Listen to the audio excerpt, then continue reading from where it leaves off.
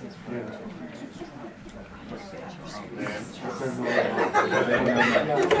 don't know.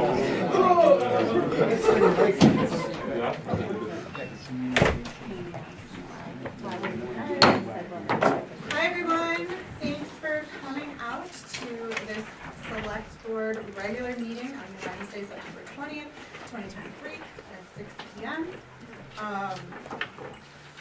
As always, we're going to start with the flag salute. So if everyone can just stand up. All right, I pledge allegiance to the flag of the United States of America and to the republic for which it stands, one nation, under God, indivisible, with liberty and justice for all. All right, so the next bit is going to be the public comment section. This is just a time for something that's not on the agenda for you to speak to it.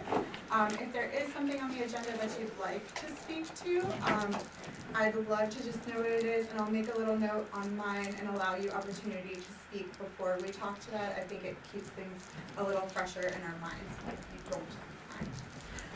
So does anybody have any public comment at this time? Yeah, I'd like to speak about the Bethel skating rink later on. Okay. Anybody else? Okay, sweet. Feels like a lot of people and not a lot of comments. All right. Go in. I'll take it. Moving on forward. Okay, so the next bit will be adjustments to the agenda. We have a couple supplements. The first supplement we received is to see if the board would vote to appoint Sharon Jackson as our interim town manager effective 9/22/2023.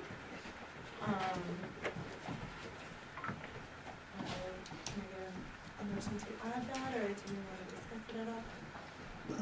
I'll move to see if board will vote to appoint Sharon Jackson as interim town manager effective 9/22/2023 to add to the agenda. I'll second.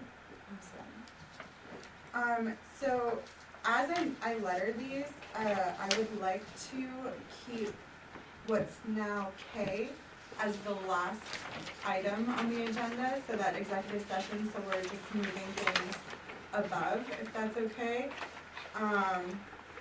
So if I could put that at 11K to see if the board will vote to appoint Sharon Jackson as interim town manager. Is that okay with everyone? Okay. Can I have a vote? Did we vote to add it? Oh, gosh. No, we didn't. We didn't vote. Okay, I was like, I missed that. So can we have a vote to add the appointment of Sharon Jackson as interim town manager to the agenda as item 11K? Great. All right, the next item that was put on our supplements was to see if the board will vote to approve the ordinance review committee's rules and procedures update from 2023. You all should have had that available to you to look. It's essentially just adding the updates that we talked about with Jim last time he was here. I need to mention that we to approve the Ordinance review. A second? All right. Any discussion on that? Okay. All those in favor? Excellent. So that will be added as 11L. And then the last one is a motion I'll make. I would like to make a motion for the board to grant me the ability to reschedule October's Selectman meeting. We had discussed that the interim town manager couldn't make our first meeting, and it's really imperative that she's available. So I would like to go ahead with the planning board assistant and see if we can switch to the planning board. Courtney already has like a preemptive, she knows about this, so it's likely to happen, but I just needed the board's permission to change it since we had voted on a schedule. So, may I have that permission? So we're doing on, so I need, if I make a motion, I need to say October, what was it, 11th? So, you can just say that to the second and fourth Wednesday of October.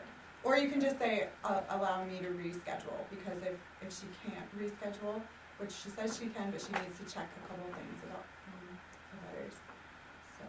I make a motion that we allow Meryl to reschedule the October select board meetings. Second. All those in favor? Thanks, guys, and I'll make sure, I let everybody know which way that flows, as soon as I can, and then of course it will be on the website. So the new, order is gonna be 11K to appoint Sharon Jackson, 11L for the ordinance review committee's rules and procedures, 11M, a motion to see if I can reschedule October selectman meeting, and then we'll go to 11N, which will be the executive session. Okay? Great. Moving on along. Public hearings. We have an entertainment permit for our airport. Hold on a minute. In here. There you are. Oh, wait, 2 minutes. Oh, that's right. Hearing from me off every time. Randy, do you want to discuss this entertainment permit? Okay. Thanks, sir. First of all, under item G, new business, that's the wrong date. That would be terrible if that's published. The actual real date is October 7th, so if people show up on the 20th, they'd be greatly disappointed. The entertainment exists of Donnie Catlin and Jewel with 2 guitars.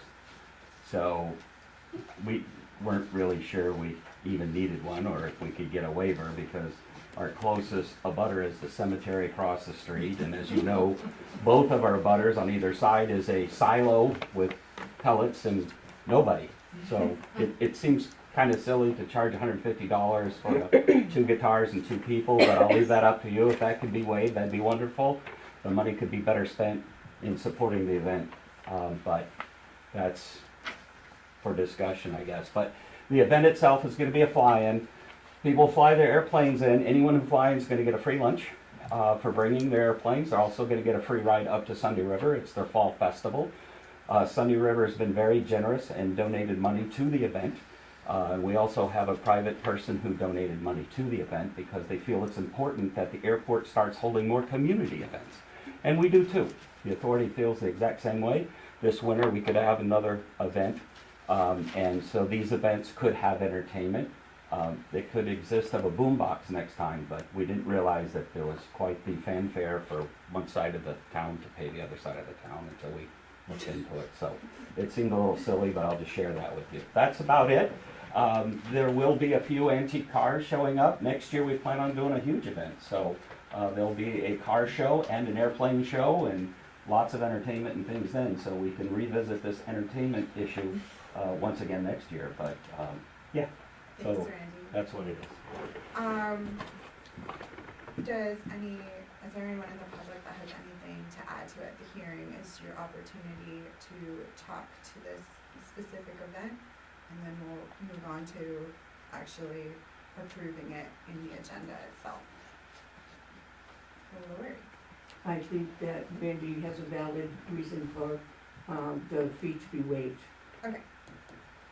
Thank you. I would just ask Randy that if we do that some of that entertainment application or that permit flushes out some of the parking, so that way we are aware of how you plan to park. Mhm. If we could just include that somehow, or just Mhm. kind of give me an idea of Yep. what you plan, especially because we have the side of the road closed off there, so nobody can park over the landing strip, and we don't want them, oh, well, let's go ahead and park there. Right. So I'll be glad to work with you on that. We have actually a huge field overflow Yep. through the gate by the fuel. That'll So work I'll great. work with you on that, Yep. but we have way more parking than you could Yeah, imagine. just something that Yep, we could I show. get it. Yeah. I'd be glad to work with you. Sweet. Awesome. For those that don't know, this is our CEO, so. It's a reasonable question. Okay, so at this time, I'm gonna close the public hearing portion for this entertainment permit, and move on to action on minutes. 6A is to see if the board will approve the minutes from September sixth, 2023, regular board meeting. Are there any adjustments, edits? Make a motion that we accept the minutes from September 6th. Second. All those in favor? And I'm abstaining because I was not present at that meeting. Sorry. And the next is 7, acceptance of grants, donations, reimbursements, and sales of materials. 7A is to see if the board will accept an $11 donation from Mary Scanlon for power at the Ethel Bisbee lot for the ice rink. I move for the board to accept $11 donation from Mary Scanlon for power up at the Bisbee lot for the ice rink. I'll second that motion. Any discussion? Okay, all those in favor? Excellent. Thanks, Mary. Town manager's report. Okay, so I have several department heads. If anybody would like to add anything when I'm done with their department, feel free to jump in and yell yoo-hoo. The airport, we'll start with the airport. The updated camera system with motion alarms has been installed. This is also a safety measure. The camera system is, shows a lot more detail and has a lot more scope than the previous one. This will help when it comes to the plowing and will provide some measure for the individuals that are doing the plowing on the runway.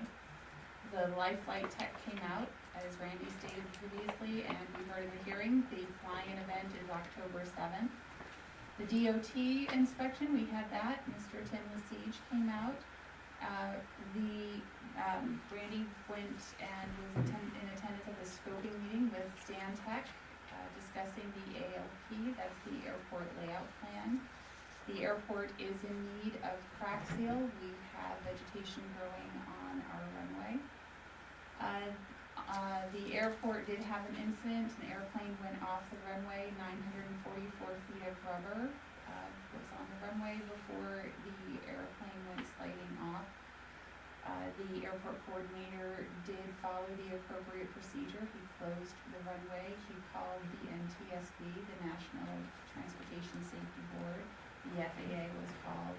911 was called and followed the appropriate investigation procedures. Many thanks to the airport coordinator. The fuel price at the airport has been adjusted up to $6.30. We are still below other airports in the area, but we are competitive.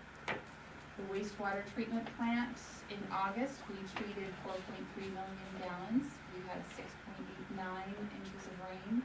We have an anomaly of Daphnia detected in our effluent, so much so that our reading was less than 0.1, 0.3 is our limit. The presence of Daphnia is an excellent indicator of non-toxic conditions. Sarah, I'm sure as a science teacher, is probably excited by this. The wastewater treatment plant is starting a program for collection system inspections, which will give an inventory and condition report of manholes and lines. The appeals board is meeting tomorrow. I met with the town managers of Woodstock, Greenwood, and Newry to discuss cemeteries.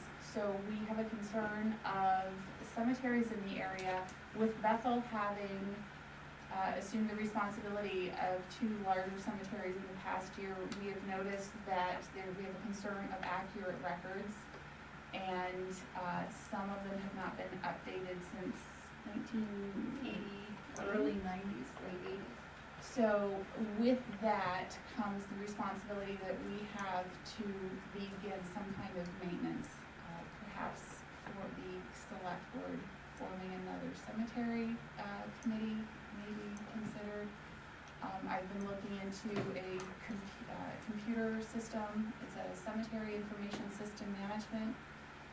And what that does is it goes and provides accurate layouts of cemeteries. It actually tells you what's beneath the surface. It gives an accurate plot, dimensions. It can be used as an overlay over our current GIS system, and it can also provide, whether it's a veterans grave, we can out-report, people can use that so they can look in for information. So that would be something that I would encourage the town. The other thing that we discussed in our town managers meeting was looking into, we've had some interest in green burials and throughout our different towns, and perhaps instead of having portions of different cemeteries have green burial plots coming together as different towns and maybe having a green cemetery so that all the towns participate in this, and that would be something that we would move forward with throughout our towns and maybe look at some donated land. There's not one that is close to this area, and all of us, as far as towns have had interest in that by some of our residents. I would encourage the board to look at that. Let's see, multiple transitional files have been facilitated to create an easy conversion between the transition of the town manager. I did meet with the interim town manager this morning. She was in the audience if you want to introduce her, by the way. And so this was a certain definite pleasure on my part. I was very pleased and happy that we were able to collaborate and have a lot of discussion as far as where we are as the town and what I've been working on so that it will be smooth. And Knowles Industrial has provided an estimate for the sand shed. I believe that was provided for the board. That needs to be decided. It arrived late today, so it did not make your packet. But at the next, they would like to have an answer soon so they can move forward with that to be able to begin restoration of our sand shed. So their estimate of $88,000 certainly is well below the $20,000 that we have within our account to be able to cover that cost. So I would like to provide some kind of communication that the board is aware and will be acting on that at the next meeting. And that is it for my last manager's report. Thank you. There is nothing in, board and committee report is. I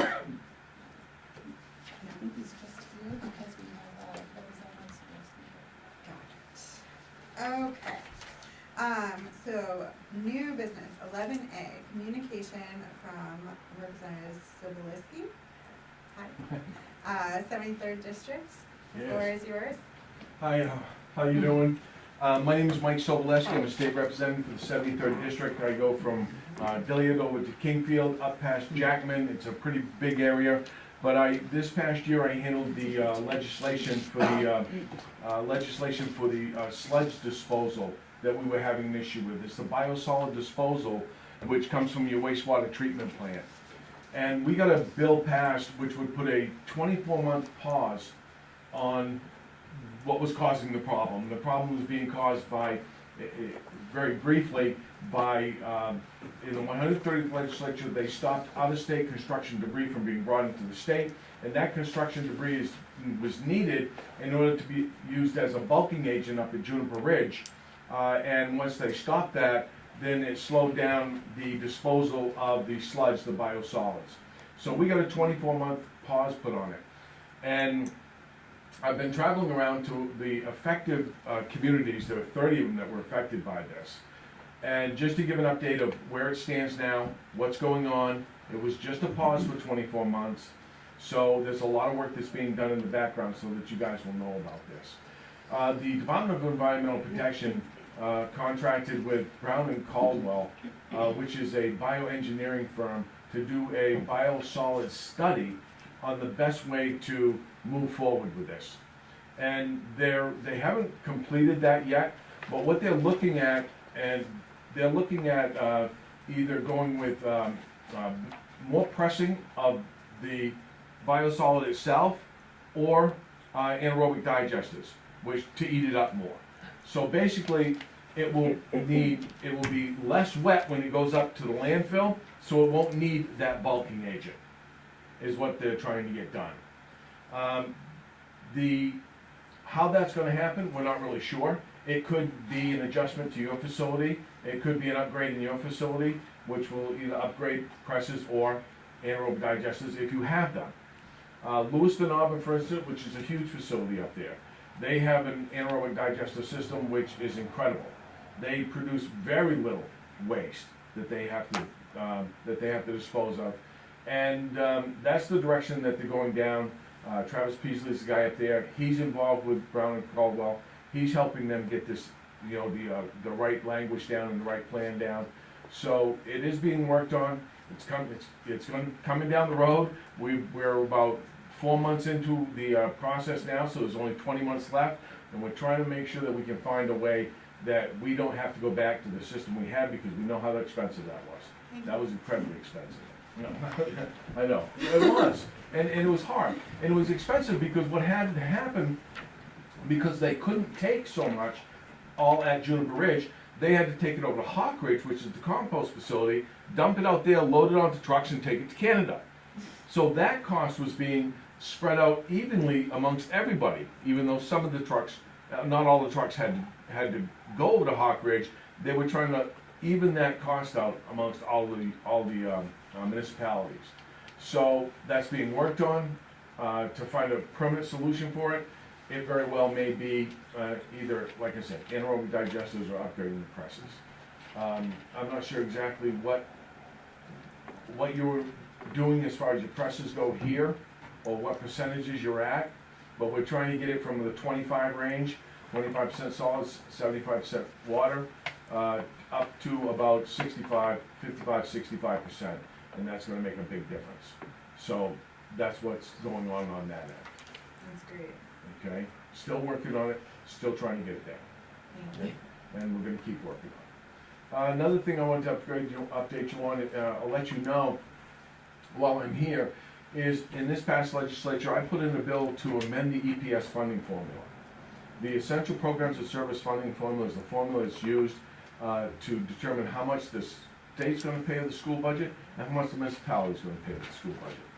I did some studying and I found that at one point in time, the state was paying 100% of the travel of all students, high school students and co-curricular and extracurricular activities, 100%.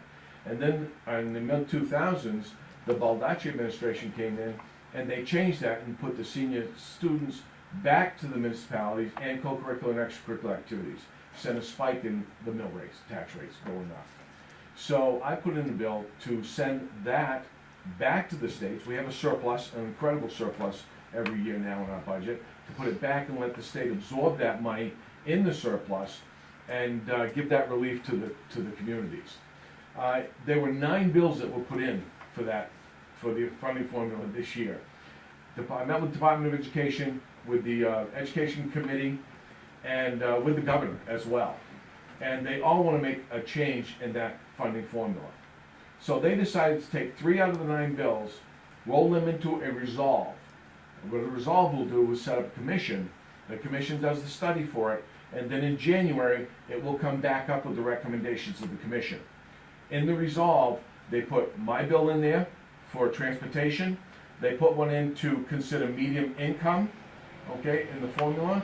And they put another one for regional technical centers to increase funding for regional technical and to pay all transportation of the sending schools to the regional tech. So what I found in this past legislature, most of the stuff that was done in the 130th, the one before us, that was sent into a resolve and had a study done on it, we passed it when it came through because it was the recommendations and it was approved by, it was supported by everybody. I expect that this is going to get passed as well, probably in February or March. I'm hoping that we put what's called an emergency on it, and if we do that, as soon as the governor signs it, it becomes law. Normally, when the governor signs a bill, it has to wait 90 days. We put the emergency on it, it becomes law, and we can get that in before the 2024 budgets start being created. If not, it will be in for the 2025. So there is relief coming down the road on that as well. So I just wanted to let you know that. Thank you. Okay? All right. Thanks for taking the time. Any questions about any of that? Or? Randy, do you Uh, have a question? Well, it's not necessarily a question, but I just want to let them know that the town had enough foresight to purchase a Hoover screw press, and we're getting 22% solids. I get over 70 loads to Hawk Ridge, and now it's all gone up to Juniper Ridge, but we're getting over 22% solids, and that's pretty good for a little. That's about in there, they're averaging about 25. A couple get up to 27 and a couple a little bit lower, so you're right there in the middle of that. But they're gonna try and get that up a lot more. We were gonna shoot for 45 to start with, but I'm hoping to get that to 55 or 60. That's just gonna save an incredible amount of money, because what you're basically doing, as you well probably know, if you know about that, you're transporting water. You know, they use a polymer on it, you know, to firm it up, Right. but you're basically transporting water and you're paying them to take your water. So, Paying them a lot to take our water. paying them a lot, that's why it was so important to get this done. It was a lot of work, they didn't wanna do it, but, Yeah, that's great news. but they had to, I'll yeah. tell Toby. Yeah. I'm sorry, I have a Lloyd. question. We have a dewaterization system. Is that gonna be helping the press part of it? Yeah, The dewaterization system is the press, as far as I know. yes. Oh. It is the press. And what Okay, it does is once it presses it out to be a biosolid, and the addition, the leftover water that comes out of it in that process is effluent, and then that just gets absorbed right back into the water system, because it's not, it's done at a certain level that it's not toxic when it goes back into the environment. But that dewatering system brings it out, separates the water from the solids, and then you have to bulk the solids back up in order to be able to transport it. yep. I knew that part. Thank you. Anyone else? I will say that Representative Sobolewski was my go-to person when all of a sudden we didn't know where we were gonna be able to take them, and he was the person I contacted and asked him to do something. And, so he was a huge help, and I thank you. Yep. Thank you so Thank you much, very and much. thanks for coming. Yep, definitely. All right, the next bit is Just 11B. A card real quick, Oh, in yeah. case there's something that you need. I need a lot of stuff. Something. I don't think you wanna help me. Some of it's an emergency, too. That's usually going somewhere else, I got your cell anyways, okay? Thank you, Mike. Thanks so much, guys. Have a great night. Thank you very much. Safe travel. Thank you. Yep, thank you. Okay. 11B is to see if the board will vote to select a bid, select a bid for sand. Do you have anything you wanna add to this, Public Works Director Selectman? It's probably about the same thing we do every year, this time of year. Okay. So the bid, where are you? I saw you before. Being too far. The I got a big only, rock. Again, this year we only had one. We did, and I did actually email out invitations to bid to several other companies and did receive only one response. Is this who we used in the past? or- Yes. Okay. We usually only receive one bid, and this bid. This Okay, is the just bid. wanted to make sure it wasn't somebody that we knew that he didn't know. Oh, the only question I have is, and this isn't really about denying or accepting the bid, but, since our invitation to bid was to put it, I believe is that at the Sand Dome? Yeah. So if we move to get the engineering done, should we relook at that, or can it still go in the dome while it's being, or will we have to take what will make less of a mess for you? The last paragraph from Knowles, not on the bid, but from Knowles about the, Oh, the engineering thing? yeah, for the repair work on the dome. Yeah, They said potentially they could have some time end of November, early December. right, That, that's what I'm talking about. that won't, I don't think there'll be enough wall space Yeah, then in order for that to happen. What I would like to do is try to talk with them, maybe get something, for sort of spring. contract towards the spring, Okay, when we have more walls okay, exposed. perfect. That's the only thing, I just didn't wanna say, yeah, drop it all in there and then have it be a giant mess Yeah, in no, 2 we months. kinda have no choice this time of year. Get That's true. prepared. Okay, thank you, Scott, that's all I had questions about.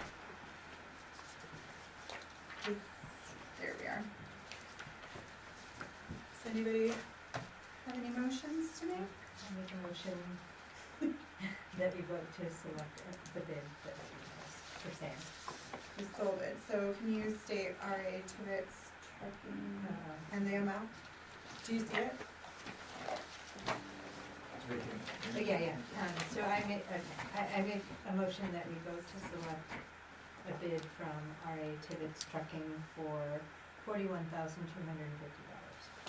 I'll second. Any discussion on this matter? Alright, all those in favor? Excellent. Thank you. Alright, the next is 11C, to see if the board will vote to approve the ice rink at the Ethel Bisbee lot. Tom, I promised you a moment to speak to this. Yeah, my name is Tom Ziccarelli. I live on Mason Street, right next to the former Bethel Bisbee School. So I'd like to speak in support of the skating rink. We've had two skating rinks, one last year and the year before. My favorite was the first one. It was smaller and more conducive to kids and families, but the second one was better for people playing hockey, so hopefully we can find a way to support both things. What I would like to talk about though is some unintended consequences of the grading work that was done prior to putting in the ice rinks. So 2 years ago in the summer, they did some grading on the south side of the lot to create a little flat area for the rink, and that involved digging out a drainage ditch and bringing in some gravel and flattening it. And it was fine until the spring when that area didn't really drain properly. I guess I should back up a little. The Ethel Bisbee School was kind of on the top of a hill with gently sloping grading down to some drainage ditches on the south and west side, which eventually run into this brook that goes under the grocery store, but that's another story. So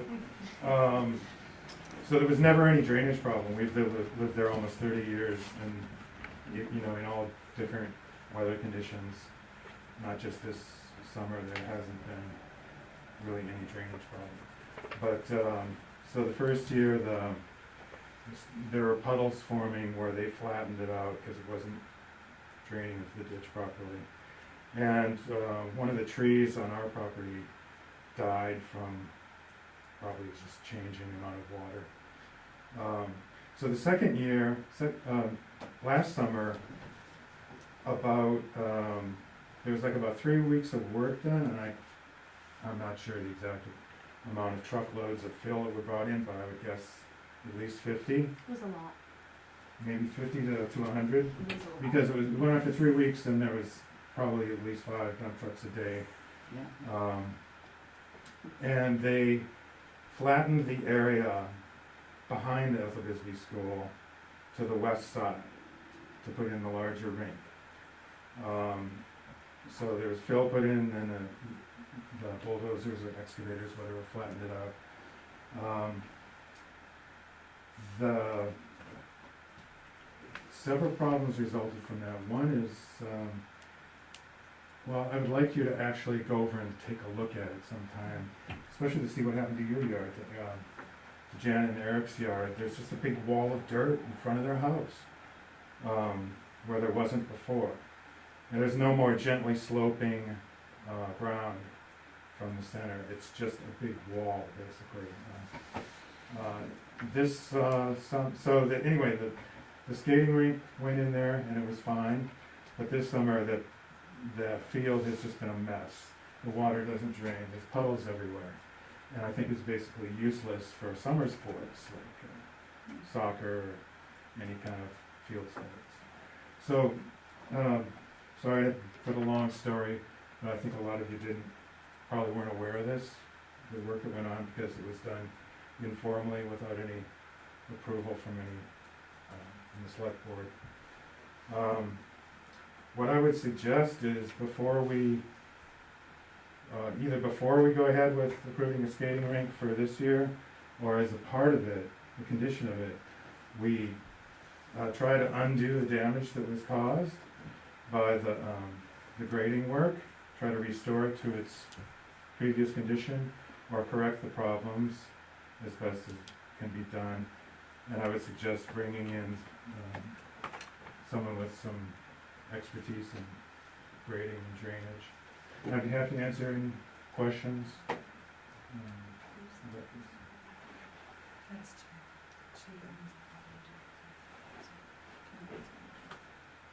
Janet, what's your address? 13 Philbrook. 13. Thank you. Did you want to speak to that before we move forward? Alright, any more comments on Ethel? Janet? No, go ahead. Good. I'm Janet Stevenson. I live beside the Ethel Bisbee property. I'm a huge supporter of the rink. I love it, and I put in a lot of time clearing the ice surface all winter and scraping and all that. It's awesome to hear the community out there playing. I hear the kids all the time. I love it. I just want to, if you guys could consider the lights. I have shades, so that was a remedy for us. We were able to pull the shades down. Once in a while we would forget and go, oh God, the lights, and then we'd have to pull them down. I don't know if any other neighbors have said anything about it, but maybe just redirect them. I know that was a topic when they created it, but It was a problem for us too. yeah. Definitely a problem. But other than that,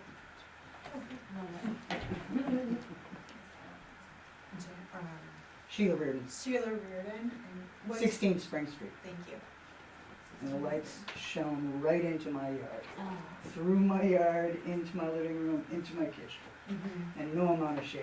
Can I ask just a clarifying question? The first year, wasn't it twinkle lights? Was that okay? Honestly, I didn't notice the twinkle lights, but last year, Perfect. But last year it was like the big staging lights, correct? it was a light just, it was the one on the building. yeah, that was shining. Okay, So so- I think Which that- isn't there anymore. It's the same kind of light they use in prisons for surveillance. That's what it felt like. Do you not like the buzzing we put out there for you too? You want to jack up, and just I think, with the lights, I know I helped with the setup the first day, and there were supposed to be lights in the ice, and then it ended up that the plastic covering that we were putting over was black, and it blocked the lights. Does anybody know if that? Yeah, I mean, like, would you need the big lights if the lights are in the ice, or is that still not enough? Yeah, I can speak to that. I think we're, I'm Nick Parker, the rec director. I've been a member of the rec board and part of the discussions about, set up the rink. Yeah, I think so we ordered lights to go under the ice, and the company sent us the wrong liner. They sent us a black liner. They're supposed to send us an all-white one. So they did give us a credit to order an all-white liner for this year, so we do hope to utilize the under the ice lights in the setup this year. I mean, I think last year the lights on the side of the building, we utilized the space that was there and the structure and the electricity that was there in setting those up. This year we kind of have to start new from our lighting point of view. So for sure, working with the neighbors and thinking of whether it's string lights or something like that would be very much on the table as far as how we. String light sounds good. We got some string lights donated last year, right, as a part of that, video group that came, that had strung up string lights, I think we have some Yeah, those were donated. up last year, and those were nice. So we had already had that conversation to try to avoid the super intrusive floodlights that were on the building. And so I've had the conversation with Mr. Sumner and Mr. Hooker, and they will continue to work with the neighbors and come up with, I believe the twinkle lights around the perimeter were what the plan was, and I believe that's what they're going to be moving forward with. But certainly your input is valued. Okay. Just to get it on the table, or well, does anybody else have anything? I have a question, who's overseeing the whole project? Can we, come the board, when we get it on the table, we can talk about it, but for now, does anybody in the audience need to say anything at this Can you state your name? Sure. Amy Cannell, and I am the executive director of the Hoosick Kids Association. I don't know much about lighting, and I'm a terrible ice skater, but what I do know is that with help from colleagues and friends, we've secured a lot of grant money that is enabling us to buy 30 pairs of skates and 30 helmets to be used by MKA and the greater community. So just a little plug, like it would be really awesome if we could all work together and figure it out. Thank you. Yeah, you're very welcome. So I make a motion to see if Wait, the, one other, didn't you want to say something? oh, I'm sorry. Yes, I just wondered if there was ever a discussion about an alternate location for the ice skating rink, other than the Bisbee School and a residential area. Sure.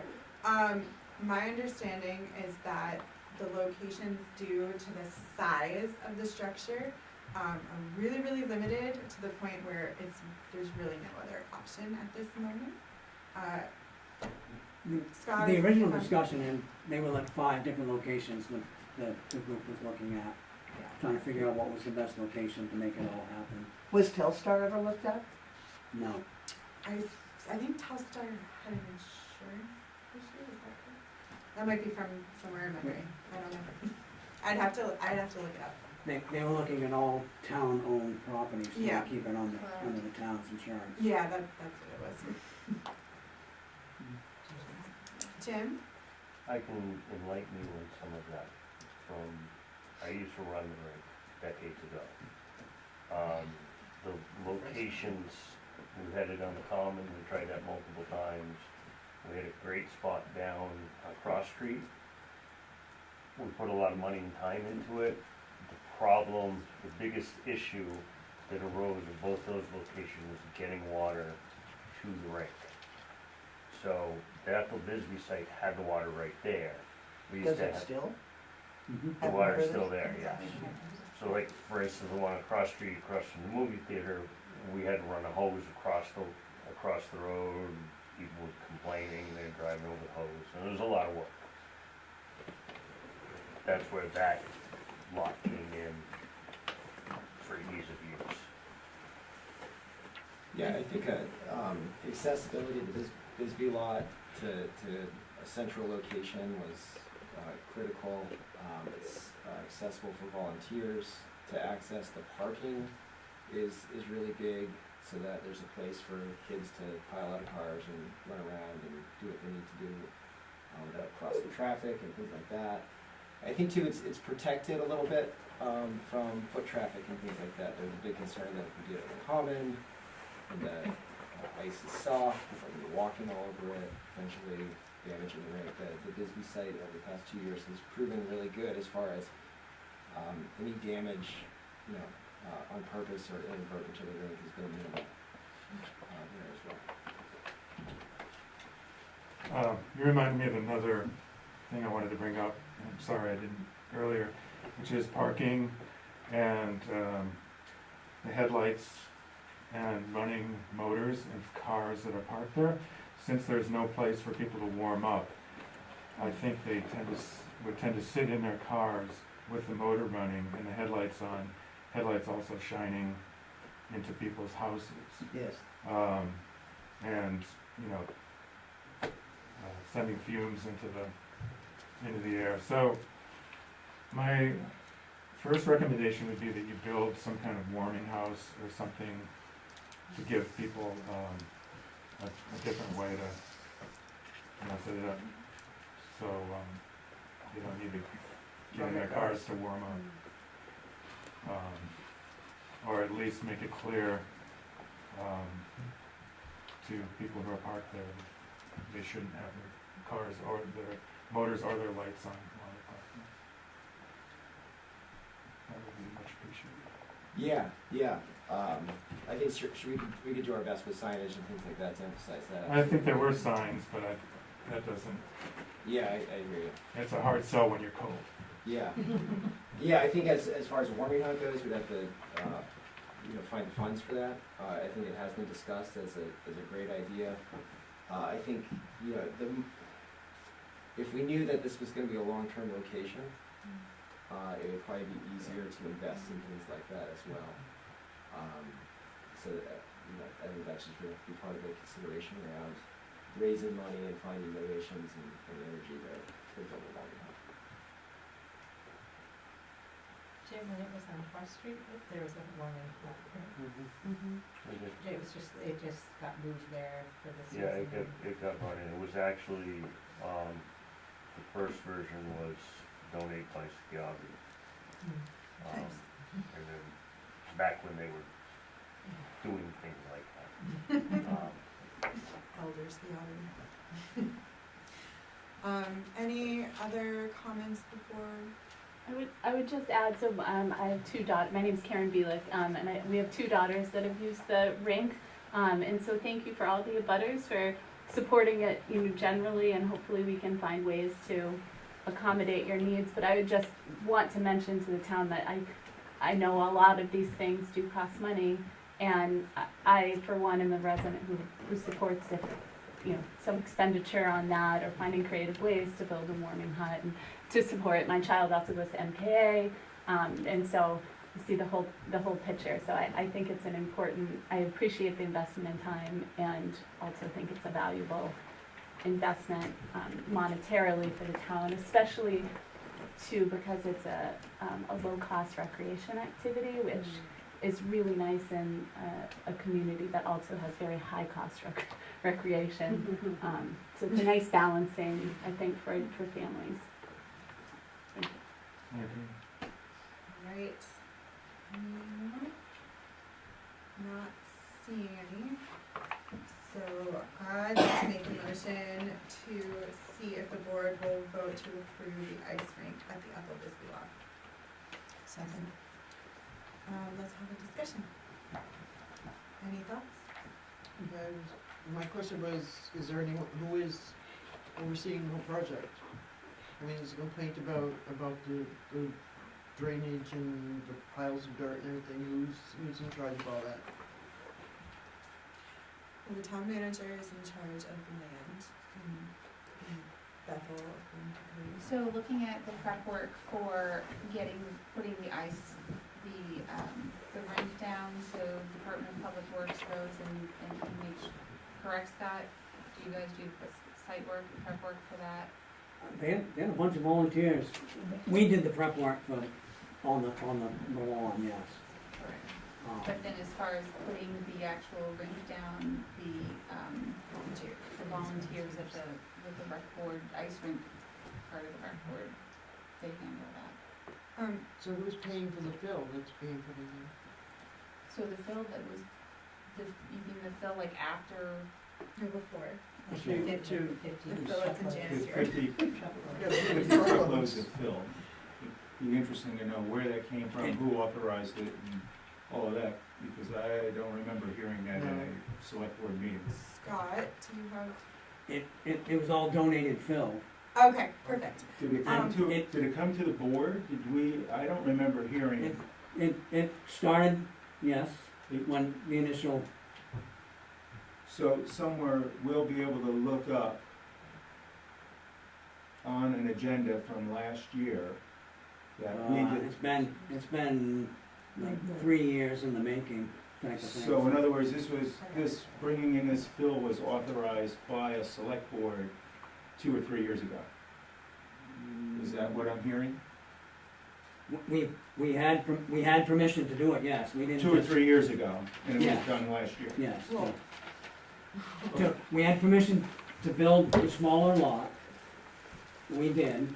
Then they wanted more room for the bigger rink that got approved through the whole budget process and everything else.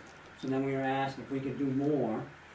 So we started moving some of the fill, grading around. We got some donated fill, but I just don't remember hearing anything of this nature last year. I don't believe we're gonna find it on an agenda. So then we fast forward to now, to where the lot isn't in a condition that drains water properly. And now we're looking at throwing another skating rink on top of it without correcting some issues that we have. I think the problem, we have a few puddles in the low spots that, I mean, My So opinion- it's not correct that the water is not draining out of that lot correctly? Is it draining out correctly, or is it not? I think what he's referring to are the puddles that have formed in the middle of the lawn, because we didn't get it perfectly.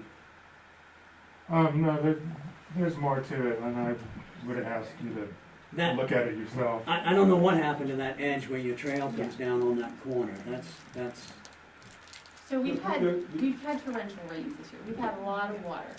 And with all the work that Public Works has had to do with correcting our roads and all the ditching and stuff like that, the fact that they've not been up to look at an empty lot to see whether or not it's been draining properly, I would give them a little bit of leeway and say before the ice rink goes in, certainly they will go take a look and make sure that everything is the way that it's supposed to be before the ice rink goes in. we can, I mean, this is the first we've heard of first I've heard of an issue with the drainage. I mean, we didn't touch any of the drainage ditches around the perimeter, we just cleaned the bushes out of them. It's the contour of the land has been significantly changed. Yeah. It doesn't look anything like it did before, and the water doesn't drain the same. I think it's an eyesore. I think it's a mess. So this is the first we've So- heard of it. Obviously, Cross Excavation did some work on it.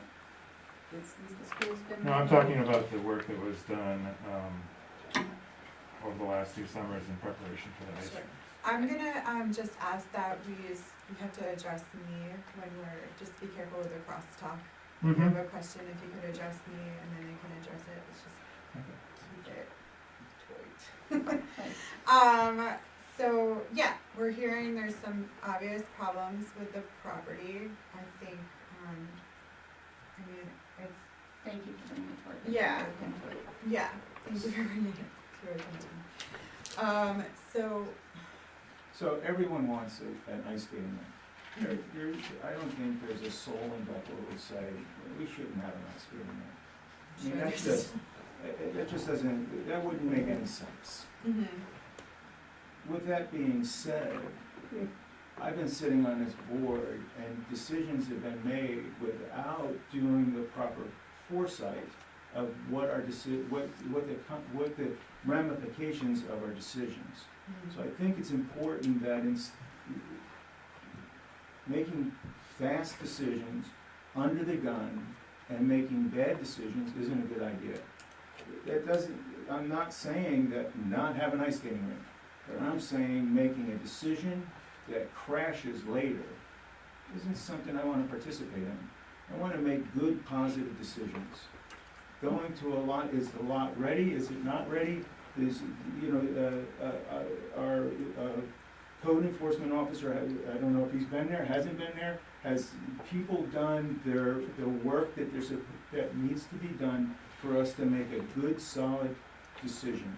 Yeah. We're talking about lights. We're not sure about what lights are going to be there or not be there. We have an idea what lights. But I think that we need, going forward, we need to make sure that we have all the proper information and making good, solid decisions to where people aren't coming in after the fact complaining to us that we did not do the proper work, ask the right questions, know what the ramifications are of our decisions. And this sounds like there might be some things there that where we make a decision to put the ice skating rink there and issues are gonna come up and people are gonna say, why did you do that, select board? Sure. I have, I kind of have 2 opinions on the matter. One, I know that the ice skating rink went before the planning board and asked for a determination, and it was decided that a site plan wasn't necessary. I'm not overly fond of that decision, only because it doesn't provide the opportunity for there to be a clear communication to abutters about lights and grading and all of these things. But that being said, it's not our decision to make, it was the planning board's decision to make, and they did make it. Second, I think that until we have a plan for Ethel Bisbee in which the town manager can administer that plan. I'm a little reluctant to micromanage kind of land use and also direction of department heads, which is very much we're not supposed to do in the code. So I understand what you're saying, Frank, 100%, and I agree and really love forethought. It's one of my favorite things in the world, but I also think like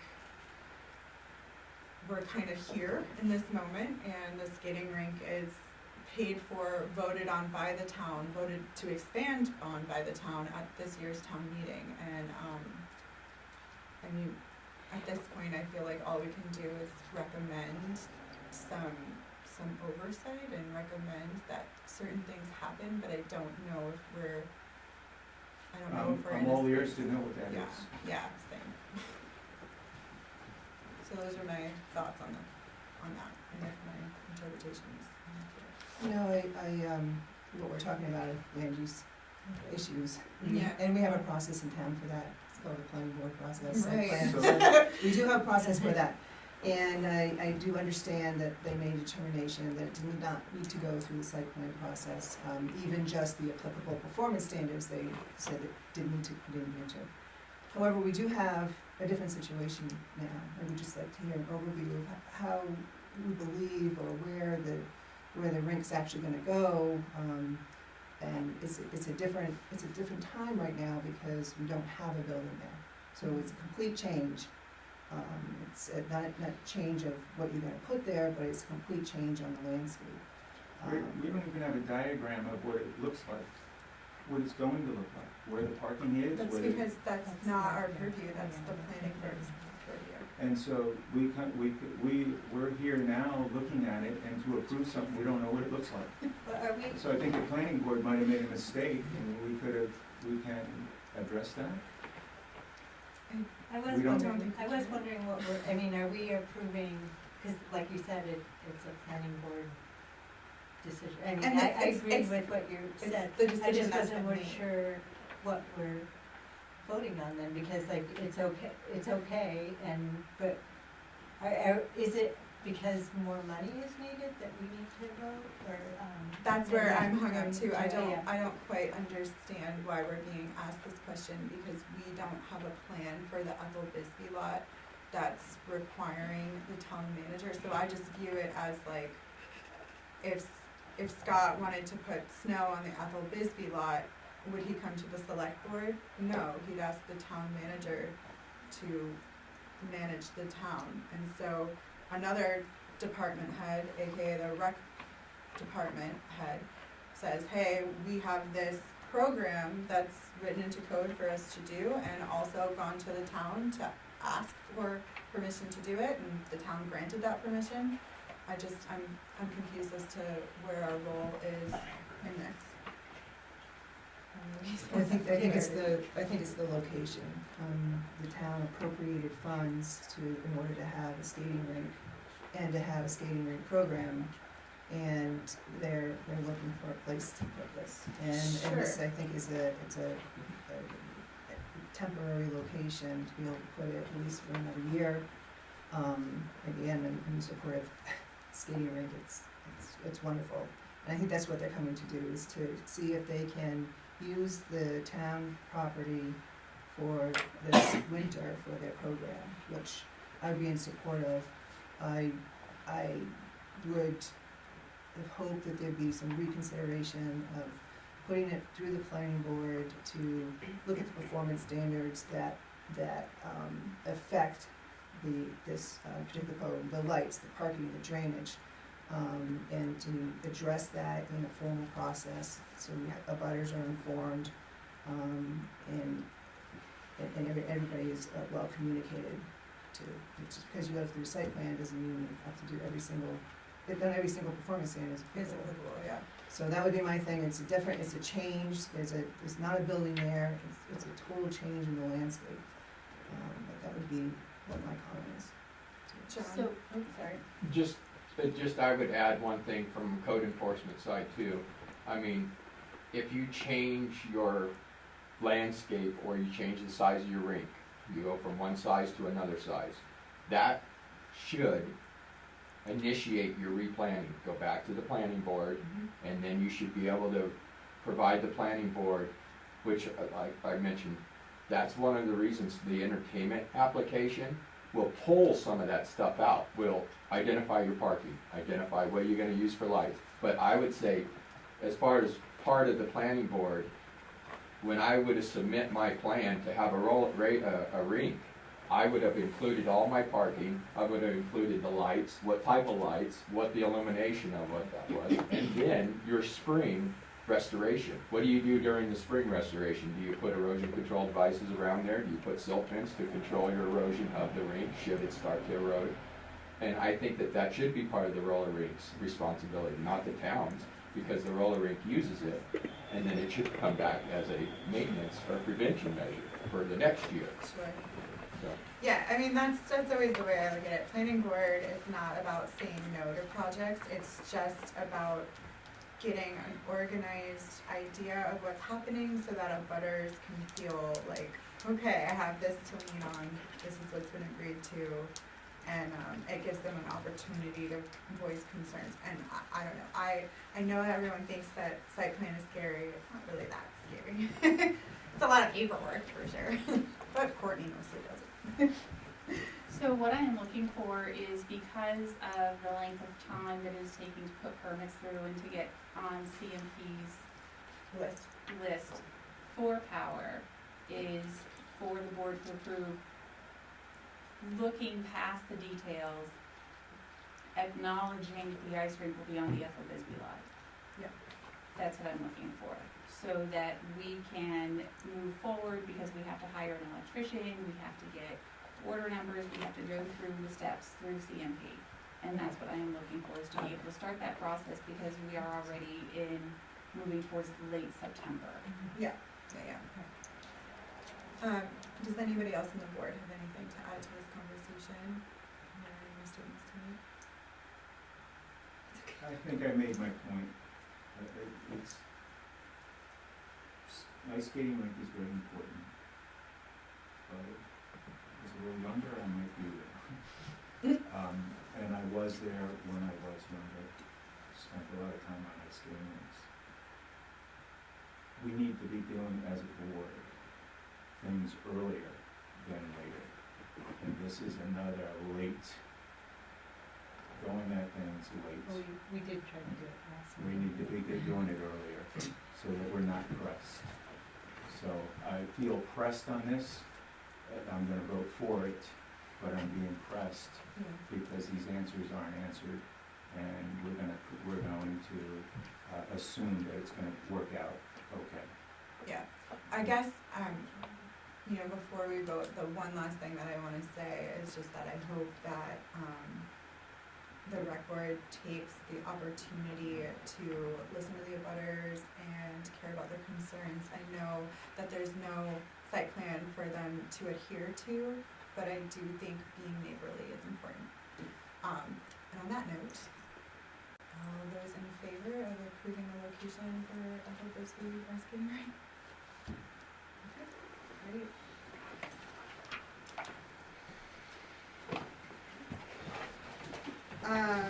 We're on 11D to see if the board will vote to support the Bethel Rescue Explorer program.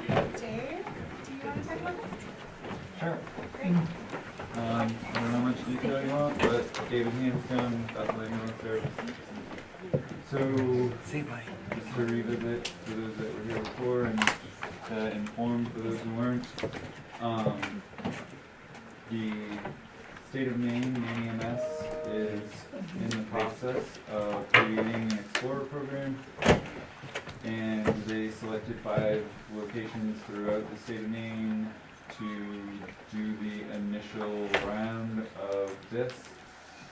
And Bethel was one of the chosen sites should we choose to support this. Awesome. What this does is it allows young people, it specifically cites 16 to 24, I'm picturing this being your 16 to 18-year-olds, who are looking at what do I want to do in my future, and it allows them to kind of do an extended job shadow. pairs them with a mentor at our service, who then makes sure that they're getting education, they're learning about the experiences of EMS. It allows us to pair with places like the Oxford County Dispatch Center to allow them to see what the other side of the radio is doing when an emergency call comes in. It allows us to bring those young people to things like blood pressure clinics, CPR classes, show them what we do to interact with the community in a non-emergency situation. And should everybody be agreeable, allows them to go on certain calls with us. The benefit for us, we already have a juniors program that allows young people to get involved with us. This is sort of the before I become a junior. I'm not sure if this is what I want to do. This is sort of a slightly less commitment on their part, slightly less commitment on our part. Our juniors we pay when they go on a call. This would be job shadow, so we're not committing funds to paying these people to go on calls with us. It's more them coming and seeing what we're up to. The cool thing, if we're able to do this, is the juniors program is Bethel Rescues. Like, we had to build it to a state standard, but it's Bethel Rescues.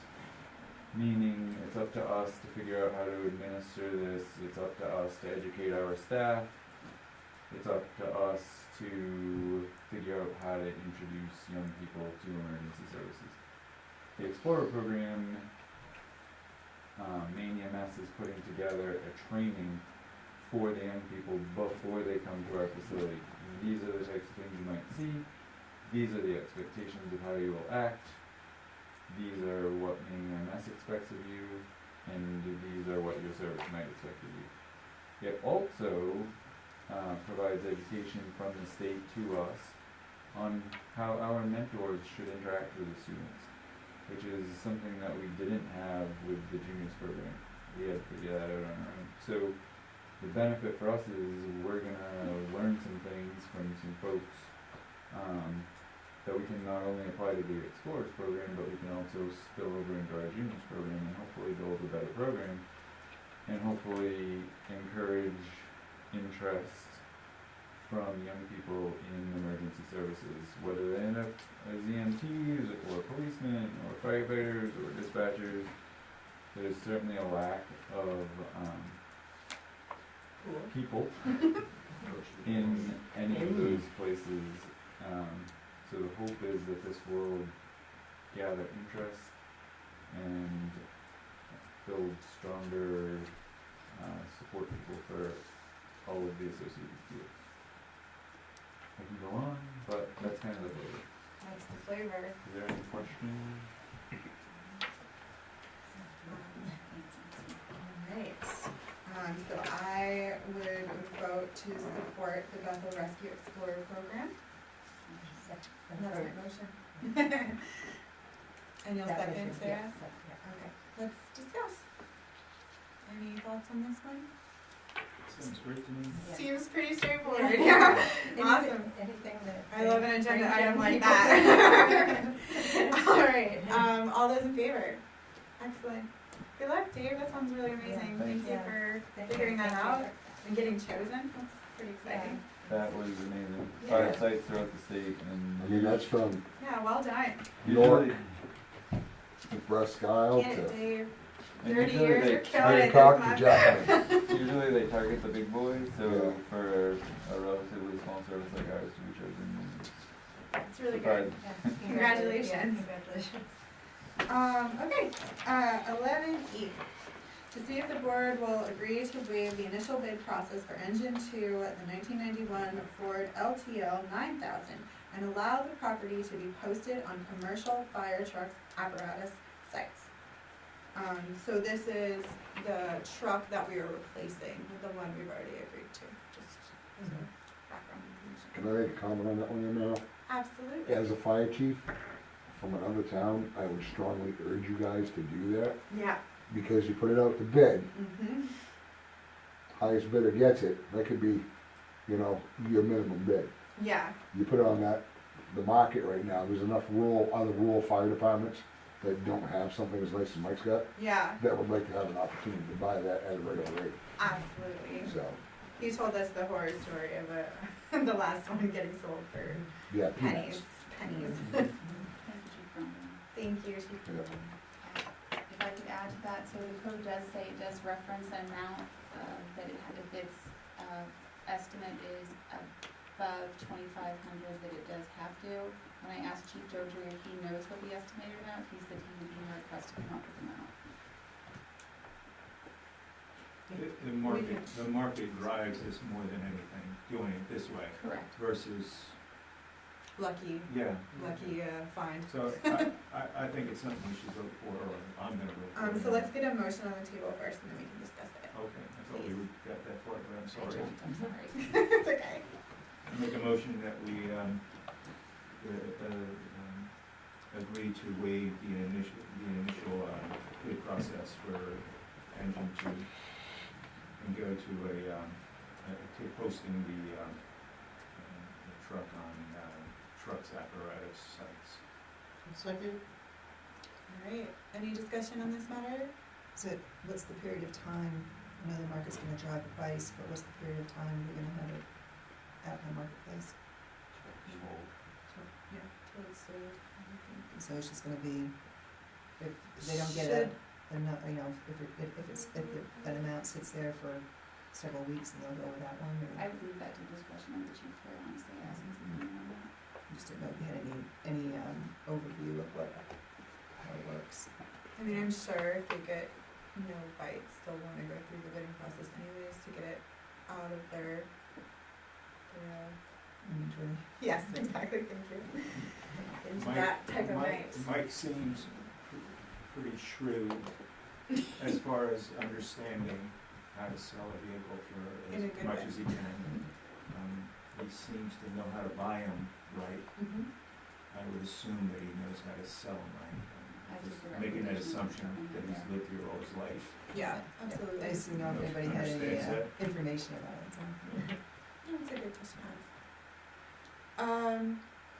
Are we ready to take a vote? Alright, all those in favor to waive the initial bid process for engine two?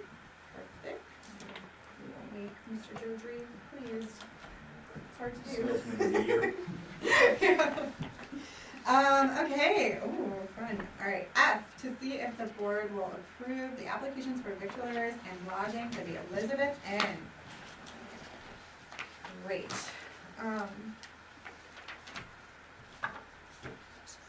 Make a motion that we accept the application of pitcher's license for the Elizabeth Inn. Second. John, do you have any opinion on this one? Everything in order? Yeah, Sounding good? everything that I've seen has been in order. I have not seen any records as far as anything posted. Jeff, anything? Yes, they've approved, they approved their, racetrack, which was the biggest. Thank you. Any discussion further? Alright, all those in favor?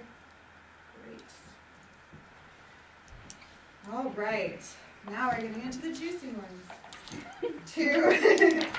11H, to see if the board will vote to approve the changes to the interlocal solid waste agreement and towards Oh, I just crossed it off, that's why.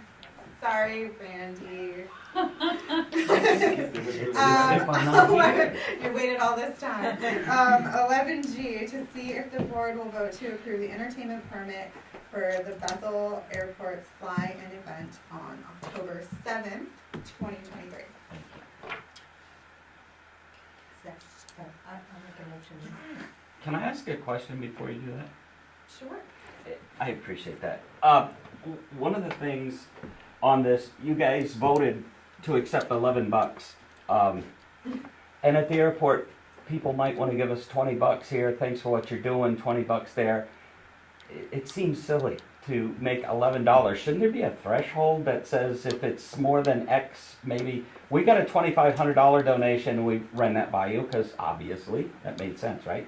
We're trying to follow the rules. But if somebody wants to give us $10 to hey, thanks for what you're doing, here's $10, we've gotta run that by you guys I believe at the event? it's more of the record keeping, Randy, so Okay. like someone could look back, like say there's like $10 here, $10 here, $10 here, and they're like, we've given, over the years, we've given hundreds of dollars. Right. And then where's the record of that, other than an accumulation into account? So my that they- point would be that we would turn that into Amy after the event. People give $10 Oh, here, yeah. $10 there. Yeah, and Hey do all Amy, mine. here's $300 that they handed us for the airport. But to come before you and ask for an $11, I'll pay you for some electricity is, I just Yeah. think that's silly, really. I mean, Sounds like a petition for a code change.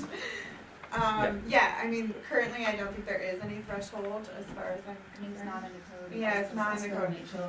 And it goes beyond, you know, if we get into donations and grants and such, and it needs to have the legislative body approve all that. But Yeah. in your particular case, accepting in-kind donations from citizens, I would just collect it And give it to let us Amy. know, Right. what it was and. Yeah. yeah, I just wanted to clarify. Thank you for doing that. But I just wanted to clarify at an event like that, or even if there's a skating rink fundraiser, when Yeah. people start throwing money at the end of the fundraiser, you give it to Amy to account for it, right? So Sure. there's your checks and balance, if you will. Anyway, it seems silly, but I think it was to, It's the purpose. it was just to pay for that $12. She was making her point. Yeah. point well made. Yeah. Did you wanna address his, request about waiving the We're on the table now, yeah? I interrupted. Yeah, Apologies. yeah, I got it. Yeah, I think I was just asking. Apologies. I'll make Second. Thank you. All right, now we can talk about it. So yeah, there's been a request to waive this fee. So the question, my question would be, waiving fees, just when we set that precedent, is there a precedent for it? Or are we setting a precedent? And can we make a definition of the precedent? So that it's not something that comes up before us. If it comes up before us, we are making a statement of what the precedent is. Right. Sure, I can address that because the airport is part of the town. Does the town charge itself?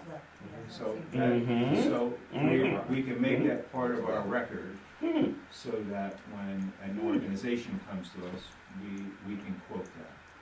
Yes. That would be my recommendation of waiving the fee based on the fact that we would be charging ourselves. And then I would ask if we could park that for a moment, because it may be all moot. Okay. And I want to ask Randy a question. Are you having alcohol? No. So it's not a premise that will be serving alcohol while you have this entertainment? Absolutely not. It's two people with two guitars. Thank you. Yeah. So in looking at the code, I think this is a wonderful event and want to keep going with it. And I thank you for bringing it to our attention, that you want to have it, and I think we would all support it. But I think the entertainment permit is moot, and entertainment permit, special amusement permit is for dancing, live music, for premises that have a liquor license. Yeah. So I would say that the permit piece of it is moot, and happily support having an event, a town event on town property at the airport to be there. Great. Thank you. I got a little question, like, where'd you get the 30 seating capacity?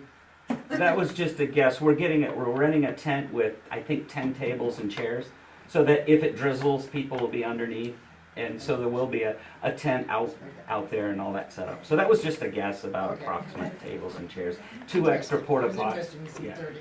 Yeah, it was just a guess. Okay. Since it's not in the digital So I have a question, and I agree, Michelle, with for the entertainment, if you're not serving alcohol, it does not require an entertainment permit.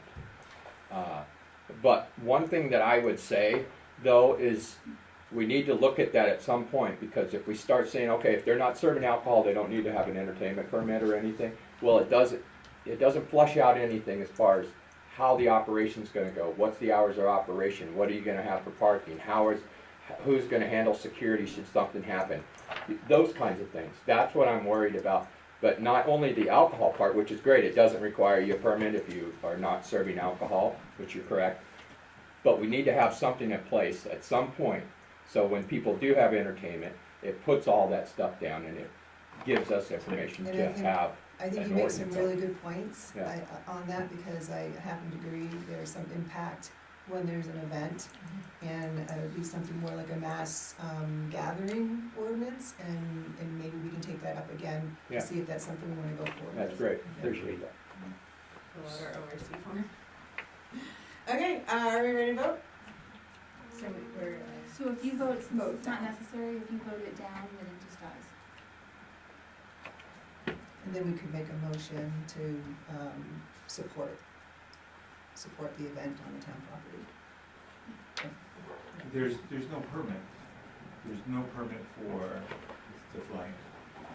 No, but we've already made a motion, so I think we have to So vote. there's a motion and a second to approve the permit, so if you vote it down, then there's no permit.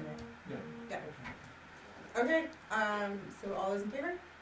All those opposed? Excellent. And I make a motion, symbolic, to support the fly-in. Good luck with it, hopefully it will come through and see Bethel, and to have it at the airport on the town property. I'll second. So you're just make a motion to Symbolic. approve the event. Well, On the property. and Frank second. all those in favor? Thank you.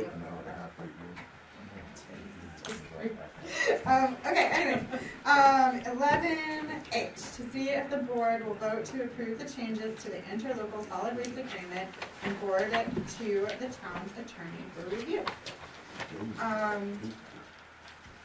Anyone in the public have anything to say about this? I was on this board for 2 years, and we tried really hard to get this brought before the board to be able to have a scale there, to be able to alleviate a lot of problems that have gone on over at the town dump. Now, I think that this is a wonderful, wonderful idea, and I urge you guys to really approve this because it needs it. It's been needed for a long time. Thank you. Scott, have you had a chance to see this? Do you have any opinion? This is the one that you weren't at the last one, but you were at the one before, and so these were the numbers that we worked on previous, where we divided it equally between the 3 towns, and then we worked with the population and evaluation to divide up the numbers. It's nice that they finally come to. It's been a long time coming. Agreement. It's nobody's figured it out. They finally got it figured out. It's something that's needed to happen for a long time, and it's nice that it's finally. It makes sense. Me too. Okay, awesome. Thanks, Scott. Appreciate your opinion on these types of things. Can I get a motion to get this on the floor? Actually, there's, no, for me, I mean, there's a lot of great information here, where it is right, something that we've been trying to work on maybe more than 2 years. But we have just basically gotten the information, and I would like a little more time to look at it and understand the impact of it all. So I'm actually gonna make a motion to postpone it until a meeting in October, one of the meetings in October. That's it, yeah. Okay. Need a second? I'll second. Okay, let's discuss. Is there a deadline on us needing to make a decision on it earlier? I mean, like this afternoon? No, other than the other 2 towns were taking it to their board as well. I haven't had a chance to speak with the other 2 towns To see where they're from. to see where they were.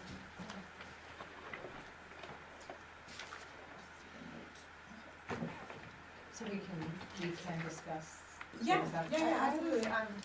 Yeah, I thought the percentages, it was great that the percentages were changed. I wasn't quite sure about the B one with the number, like, so it says Bethel 60%, Newry's 30%. Where are you? I'm sorry, I'm on page 22. Oh, 8B? No. Yeah, Yeah. allocation Oh, of that's lots. right, it's 60. Okay. Right, so it is 8B on page 22, and so it has, so this is for metals and construction debris. Mm-hmm.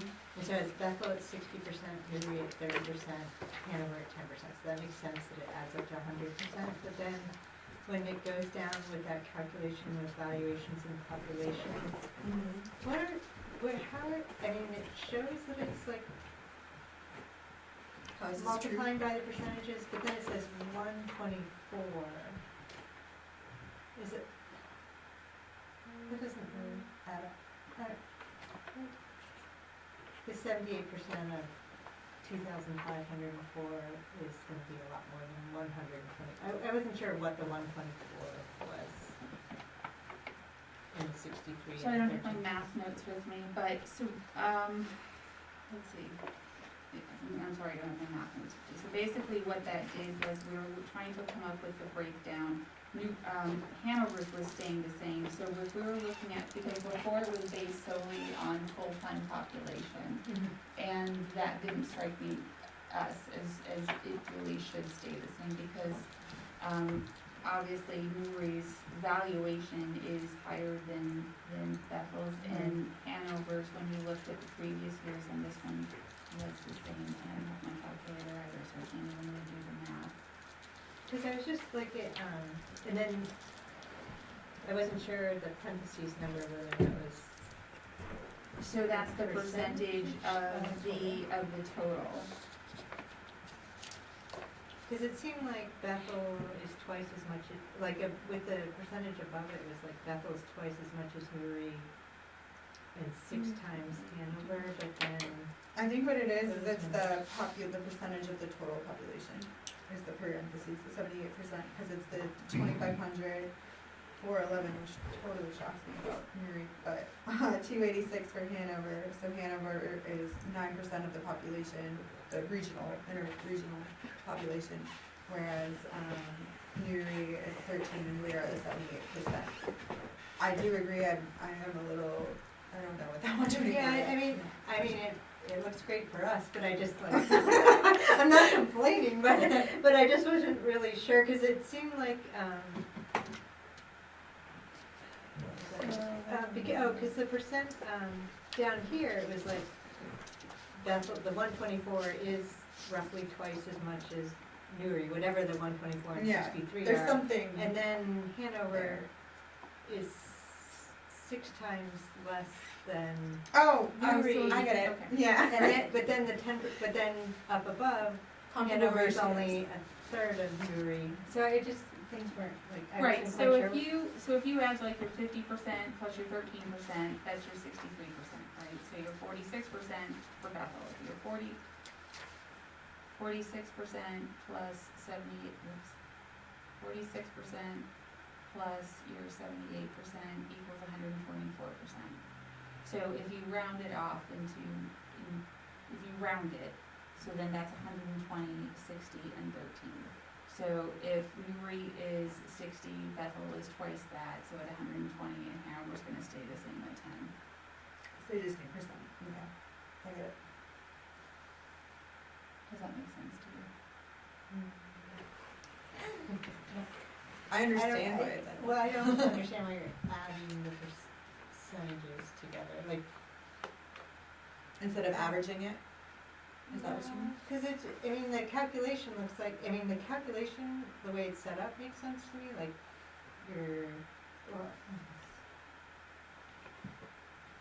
so like the 46% is that Bethel. So, let's see, Bethel, 547. I mean, we don't necessarily have to do this either, like, if we're tabling it, we can talk about it. Right, but I won't be here Until we tomorrow. figure, I don't wanna be here all night, like, I just was. So I need to look at it some more. Yeah. So, So obviously, the 46%, if you divide Bethel's valuation of 547, and you're dividing that by the 1,195,750, then you're gonna get 2457, so you're gonna get 46%. Yeah, Right, okay, so yeah, right. that's the valuation. I thought that was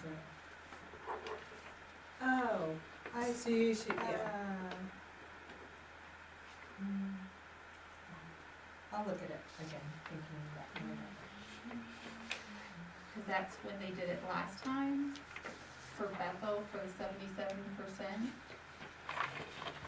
So that 77% was, they got those numbers by doing the percentage of the population. Yeah, I got that, I just wasn't. So I did their same method, just using the valuation and the population.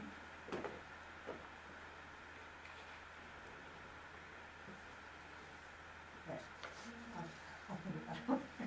She's like, oh, it's Natalie math. No. Really, we don't have to, like, it's something, if we're tabling it, we can. I know, but I won't be here next time for you to say that. Yeah, we gotta ask her all her questions. Do we wanna vote, or, do we have some more? Unless you want me to be here at the next meeting, that you're discussing this, and I'll be here to explain it. That's not true.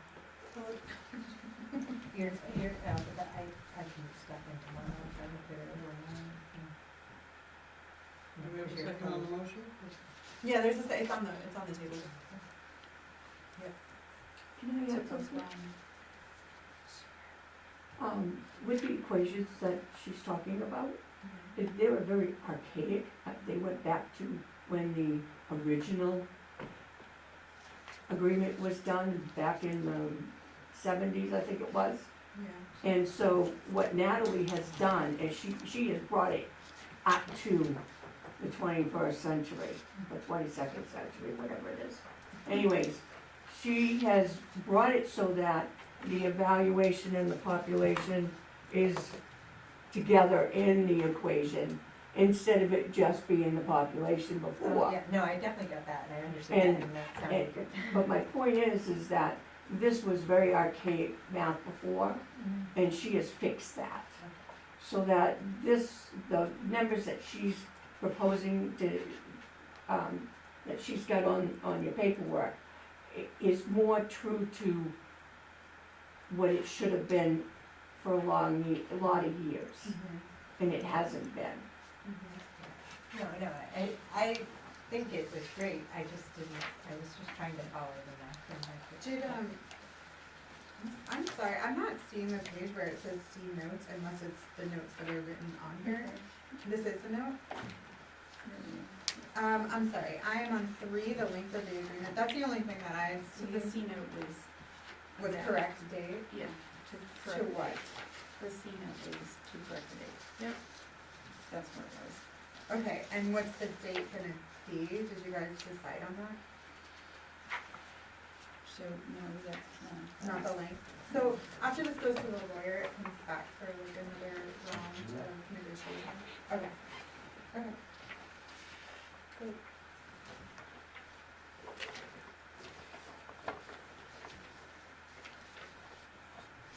Are we ready to vote? Yeah. Yeah? Alright, all those in favor, oops, sorry. What are we voting on? We're voting on the postponement of Okay. this, And it Is is it- postponed, not to. not a table. Yep. We'll find out when this October meeting starts soon. Alright, all those in favor? All those opposed? Okay, moving on.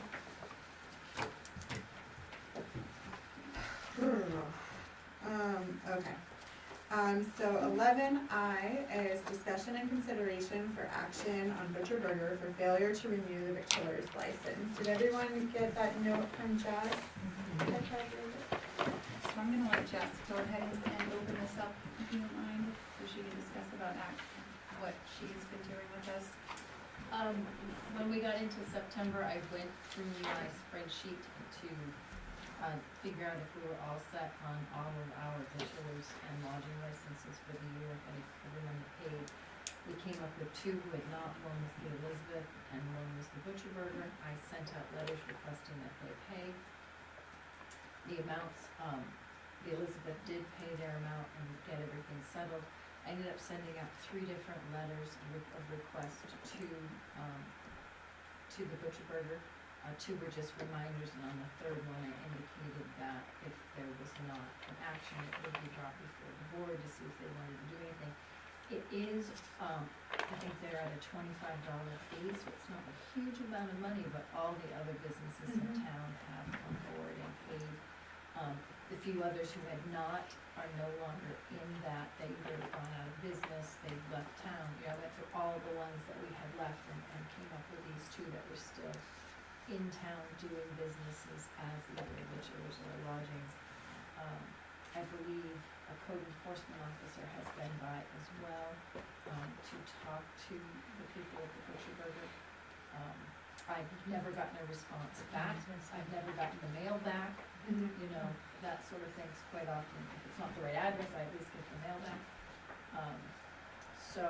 I just felt it should be brought before the board because all the other businesses in town have paid their fees. They're not huge fees, but they have paid their fees and gotten their bachelor's licenses. Thank you.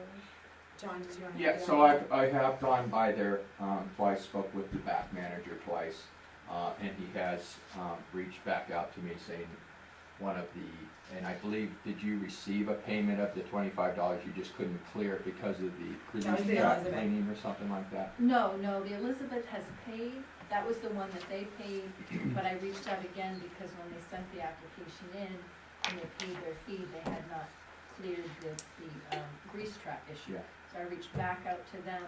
She got confirmed the grease trap situation. That was all taken care of. As far as I know, and I did take a look as far as receipts go to see if there had been a receipt or a payment to Butcher Burger that somehow came through that I didn't see.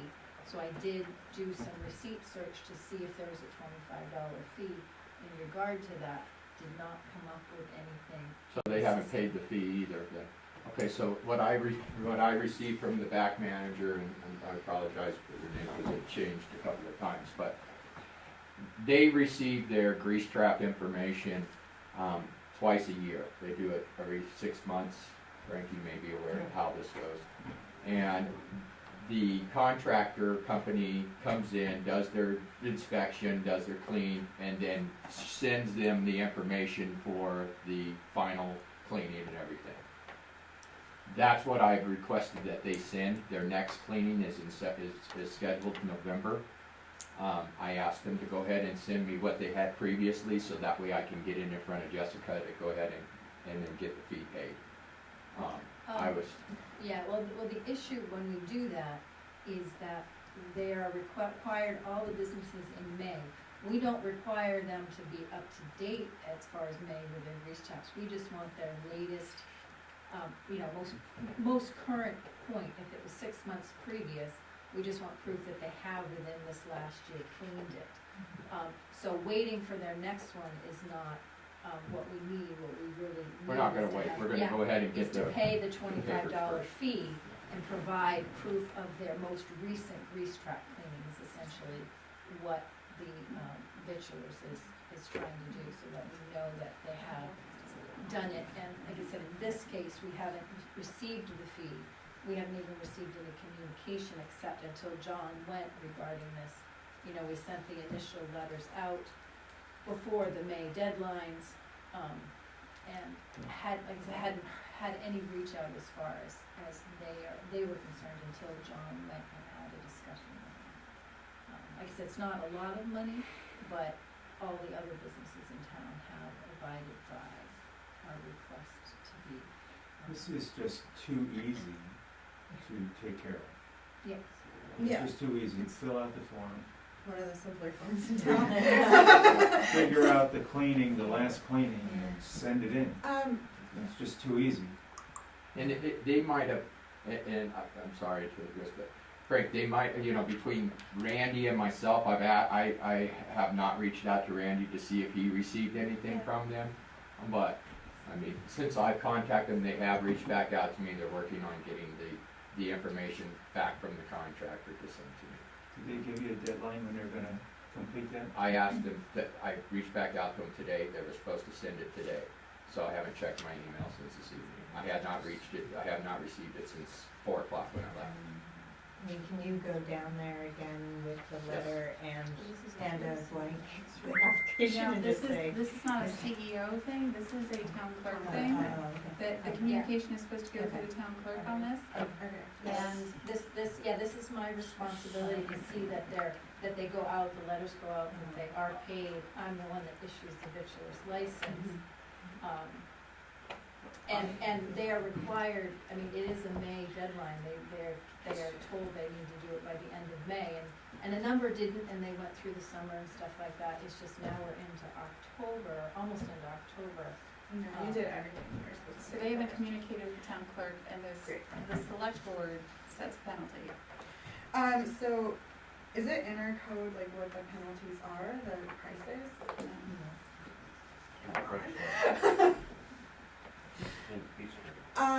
It's not in the fee schedule? That's what I was asking. That's where it would be. Yeah, Yeah. I didn't see it when I looked, but I didn't know if there was like a back of the house fee The fee schedule is just based on schedule. how many seats they have, and Sure. that it's not, Okay. there's nothing in there talking about if they don't pay by the end of a certain time period. And technically, it's the end of May. A number of businesses didn't, and I, they did bring it in, and by September, I reached out to those who hadn't paid at that point. This is one of those moments when, to you being supported by the board. Yeah.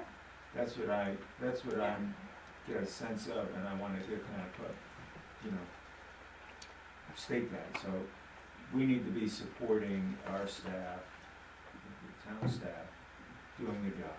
So for us to do that, what does that look like to you guys?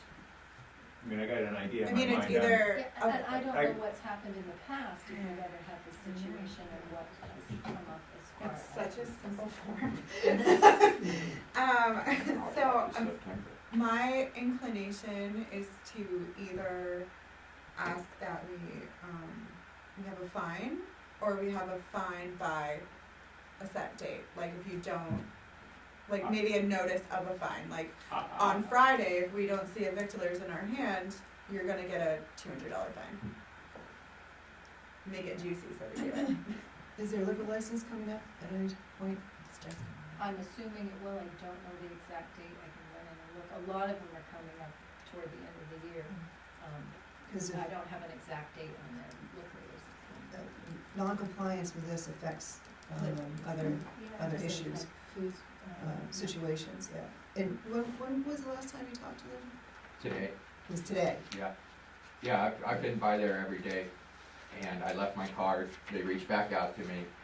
And like I said, I'm sorry that I can't remember the gentleman's name, because there's 2 managers up front and they called, but he assured me that he had reached out to the contractor to get that does the grease trap cleaning, and he had reached out to him to get his last service, and then he was gonna send it over to me as soon as he could.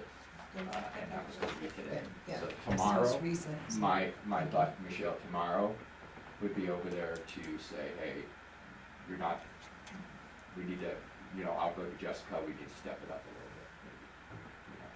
bit. This sounds like it's 2 things now. This is being brought to us by our town clerk. We're addressing the town clerk. Our town CEO is just doing his job as far as making sure grease traps are cleaned and all that stuff, so that's a separate issue.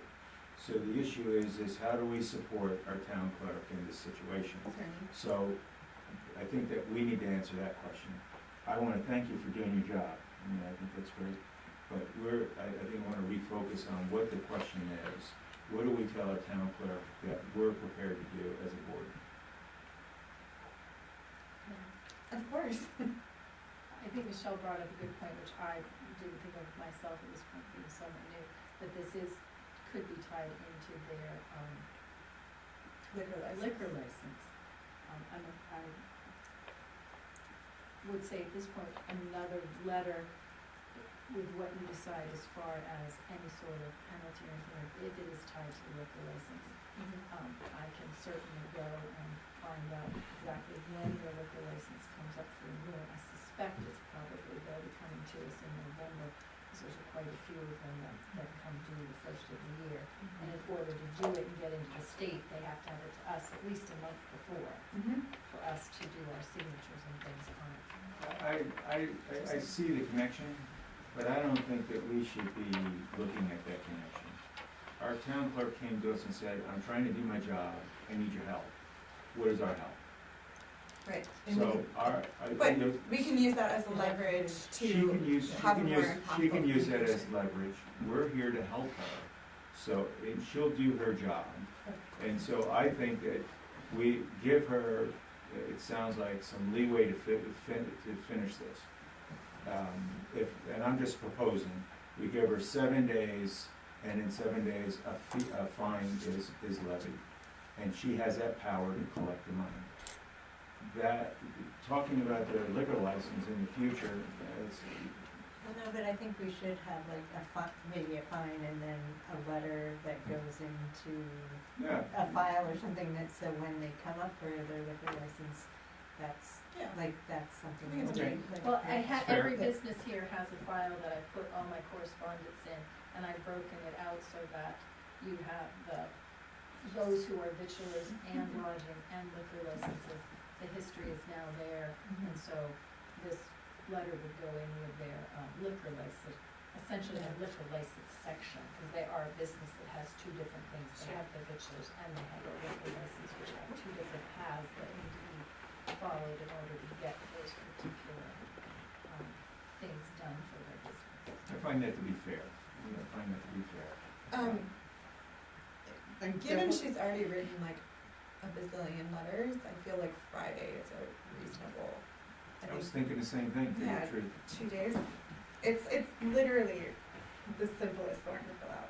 The only issue with that is I am gone all day tomorrow for That's elections right. training. And we are. So I will not, I'll be leaving at 7 in the morning and won't be getting back till 6 tomorrow night. So I won't be able to do follow-up tomorrow. So Friday, a week from Friday. Yeah. And really, the time clock started today. I mean, because we didn't really make contact with the local, we sent letters and, you know, I can understand everything, but we really didn't actually make contact to the local venue until today. So, Well, to be honest, like I said, I've gone over there a couple of Yeah, times. First time we did bring up the grease trap Yeah. information, we kinda let that go for one day. I went back out there again today, left my card, told them I Thank need you. that Yeah. information today. I need to get it over to Jess. so, Didn't get it.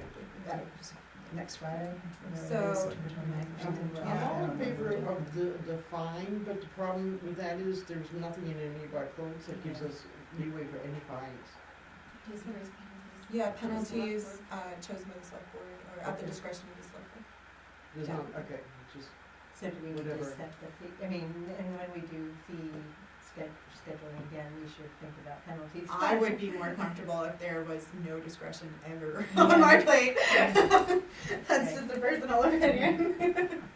But we're not there right now, so, so 200 a week from Friday, whatever next Friday is. You have a $200 fine? Does that make sense? I mean, it's added a lot of work. Yeah, it's just been You have to written cover letters. the, right, the fees Of are course. supposed to cover. Well, I guess so then. Okay. Right. I wasn't thinking that high. Yeah, how, we've got a decent amount of time to do it there. Yeah, but it's at your discretion as to what you'd like to do. I think I think we were thinking with fees and penalties, it should be, in relation to the administrative time that it took, so we're covering your time essentially is the fee. Does that feel fair? Based on that, I'm okay with it. So the 200 and a letter that goes in the file. Correct. and I would also. You don't need a motion on that, that's just a, you do? Okay. I would also like to add that if John has any correspondence or has any proof that they've sent anything, that this would all be null and void. Well, if they They pay it, have their permit, if they have their application in, yeah. They have till next Oh, My they have until understanding next is Friday. next Friday to Alright. get the $25 paid and the Yeah. proof Okay. of the grease trap, and then if that happens, your $200 doesn't occur. Yeah, and just, Right. yeah. The victular license. Okay, so I guess the motion would be that we, give permission for Jess to write a correspondence alerting Butcher Burger that we will impose a $200 fine if the victualer's license and $25 payment isn't received by next Friday and we can go Not to the bid butcher's then. license, but the, grease trap. Oh, the grease trap, yeah, okay, Would that be a one-time fine, or would that continue until they get the, excellent question. Don't we want the application number credit, or just the grease trap? No, No, it has to be the whole. everything. Everything. Has to be the- And the money. Well, if they don't, I assume it would then have to come back. Yeah, it'll have to come back to the board, I suppose. And then we'll make it bigger next time. okay? I certainly hope they get it taken care of by Friday. Yeah, I would hope so. Is there a second? I'll make that motion. No, I'll make a motion. Second. Any discussion on the matter? All those in favor? Unanimous. Thank you, thanks for bringing it to our attention, Jess, and being so darn diligent. It's very awesome. Okay, so we are on 11J to see if the board will designate a voting delegate and an alternate to attend the Maine Municipal Association Annual Business Meeting on October 4th at 1:15 in Augusta Civic Center. Do you wanna go with the one? So I included the MMA Association, information that I received as far as the MMA voting delegates credential form, and if you were, likely to attend, and also the separate memo that provides the information on the 2 proposed amendments.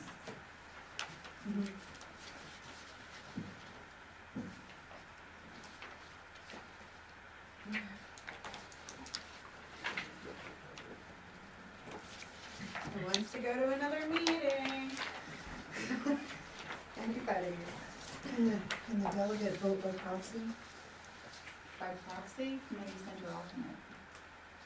So you have a delegate, And then an alternate. and then an alternate if the delegate can't go. I guess I said that wrong. Can they send in their vote? Not have to be there in person? No, you're in person. You have to be there in person. Is this done every year? Yes, so When when we have to send somebody, well, no, because you don't have to Oh. vote. It's just if anybody had any interest, if anyone Oh, was okay. planning on going to the The to the municipal business association. meeting, so which is also held in conjunction with the MMA convention. I have an interest in doing it. You do. Potentially I could do it if staffing works out. And I am close of being able to take time off during the day. But I can't commit 100% until I get another few days of doing this. And I've hired someone that's working out, If you are, but I have to make sure because it could crash. I've done this many times, and you don't know until you get 7-10 days of until you leave them alone and you're in Augusta.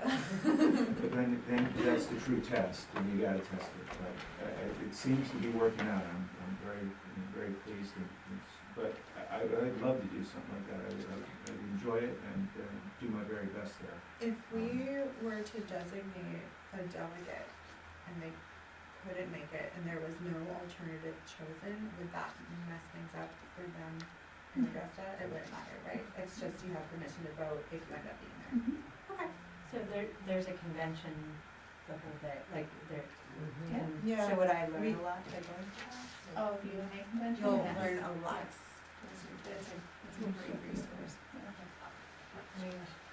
You wanna do it together? I mean, I could probably get away on a Wednesday. I mean, if you both had interest in going to the convention, that would be great, just let us know so we can send amendments we can go. Okay.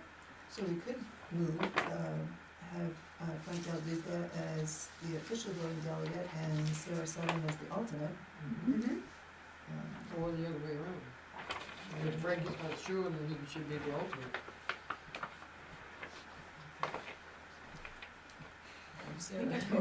I'm like, sure, Are you sure? we're like, I'm probably forgetting something major, Yeah. but no, I think I can go.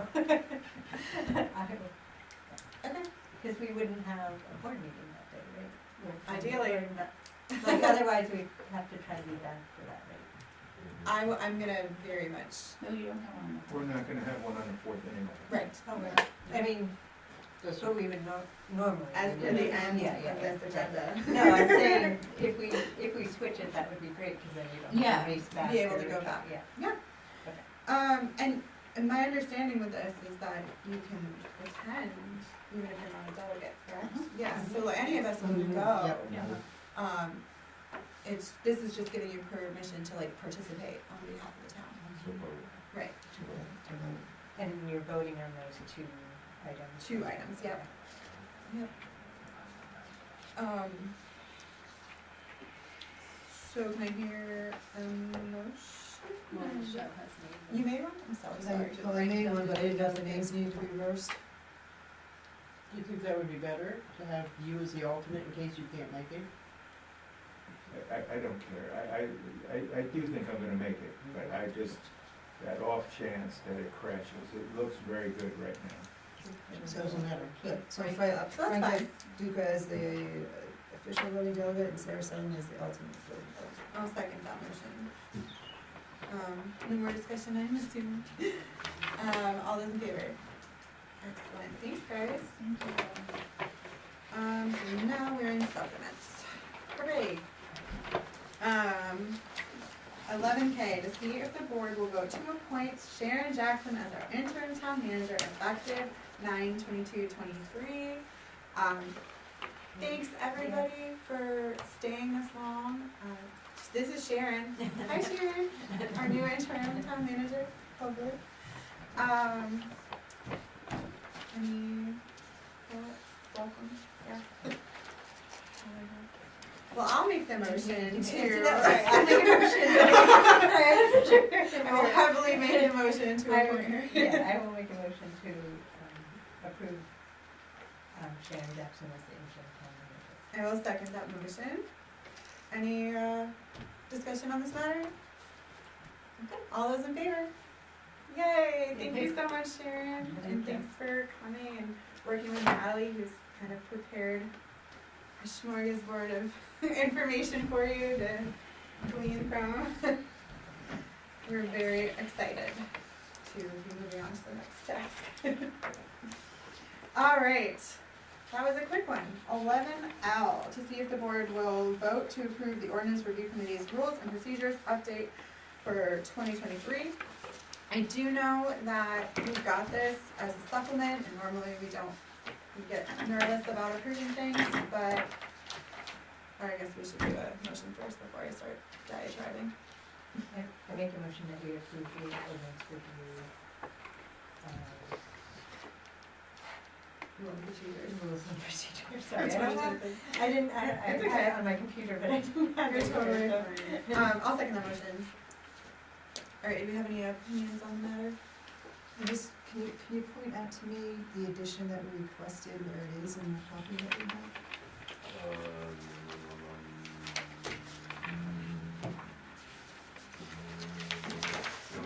It was one spot we got to cross off board. Or chairman and needed to be chair. And then,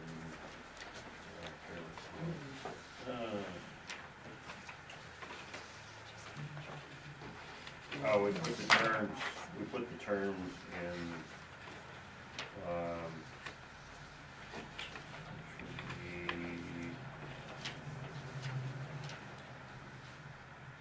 I believe there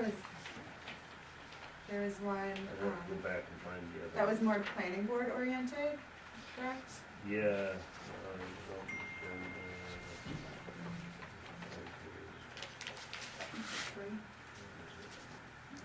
Yeah, so it's the site walk, it's section 3A. Yeah. And then the rest of it was all one paragraph, and they subdivided it down into new sections. It should be done. Well, the piece that I was looking for, that we wanted to be added, was the terms, to actually have it memorialized in a document, instead of just having it in the selectmen's minutes. Yeah, that got put in,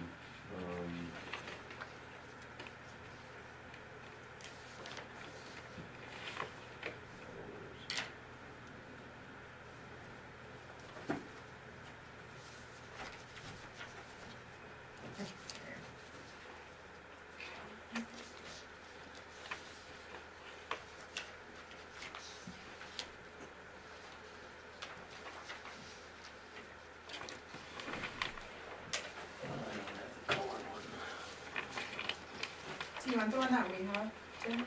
I don't see it. I don't see it either, now that she mentioned it, unfortunately. And it didn't have like the board crossed out under the part before.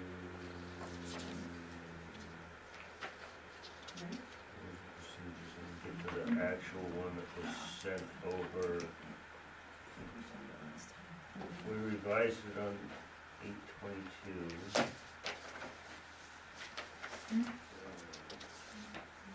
8/22, so we don't have the current copy, we have the 7/25 copy, Oh, well, that's why. that would be why. Yeah, 'cause everything's right in here on what I had emailed over. Okay, So under Article 3, Section 1, membership of the ORC shall be in accordance with administrative ordinance for the town of Bethel. yeah, The member representing the select board shall serve as long as they remain a member of the select board. The member representing the planning board shall serve as long as they remain a member of the planning board. The at-large members shall serve at the discretion of select board members. The at-large members shall serve at the discretion of the select board. Members shall be appointed by the select board for 3-year staggered terms commencing in January. And then it talks about the officers. yeah, and we'll just put it on the next agenda, I'm sorry about that, Jim. Third time's a charm. It's there, it was sent. I don't know why an old one was pulled. I'm sorry. We did our part. Okay. Then we're going, 11. Yeah, about Sarah South and she moved and you seconded it, you had discussion, so So we need to rescind, or no, we need to vote, yeah. We need to rescind, Rescind and ask for a table or postponement? Okay. Do you want to rescind? I make a motion that, I rescind my motion to approve the ordinance review rules and I rescind my second, and then I would make another motion to table this to the next meeting. second that. Did you say the first one? I said table. Was it on the first one? Well, if you table, we have to take it off the table. At the next meeting. Yeah. I do, I mean, he has it all done, why not? It's done, you guys Yeah, have it. I don't- I absolutely, mean, it table. was- The correct one was put out. I'm forcing it on the next one. Table, please. Thank you. I don't know if I'll be here. And Sarah seconded. And is there any discussion necessary? Right, all those in favor? Excellent, sorry Jim, we'll get Don't there. skin off my back. I know, I'm I just want tired you of at really all the handing you meetings. the same thing over and over. I know. Okay, so we're now at 11M, it's a motion to grant permission to the chair to reschedule October selectmen meetings. So I make a motion that we allow the chair to reschedule the October select board meeting. Second. Awesome, and just for the general public, the reason we're doing this is the interim town manager can't make the 4th meeting. I find it very crucial that she's at our first meeting, there's a lot of turnover logistics that need to happen. And so I would like to make this accommodation for her, and I need to talk to Courtney and ask if the planning board is willing to swap weeks with us. So the select board would be the second and fourth, and Courtney would be, or the planning board would be the first and the third week. And if that works out, that's awesome.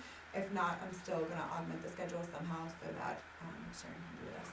We have to change both meetings? I don't think we. You don't want a back-to-back for But then- either one of But them. then We're November will already- still be the first, right? We're already, we will be back to back and we have to have our stuff out for 2 weeks prior. I understand. I've already talked to Courtney preliminary. I'm coming in to firm things up with her tomorrow. Just as a point of order, the airport meeting is the second Wednesday, and we really would like to have the airport manager there, or the interim airport manager. So there would be a conflict. Well, So- are they the same time? We meet at 4 o'clock, We meet at 6. we can push, we'll make it work. Okay. I just wanted to bring it up, that No, that it's date is important. Thank you. burn out in stone forever. Yeah. Second Wednesday of every month, 4 o'clock. Something to consider. And then we would go back to first November? Yes. So that Yeah. would still So the bring rest us of the back to schedule back, is right? completely booked out 6 months, and then we'll go and do it again. But just for October. I'm But it asking- will mean that we're back, you know, the last week of October and then the first week of November. We would have got to Hope back so. no matter what. Yeah, there will be It's one not- back to it's- back. Right. Yeah. So Yep. why do we have to change both in October? I guess we don't. I'll Well, work, just I'll see work what- on just- one meeting. Yeah, see what. We don't. I was trying to be nice. Time. Right, is October, the last day of October is a Tuesday, so yeah, the first. Yeah, well, October does have How 5 many, weeks. how many?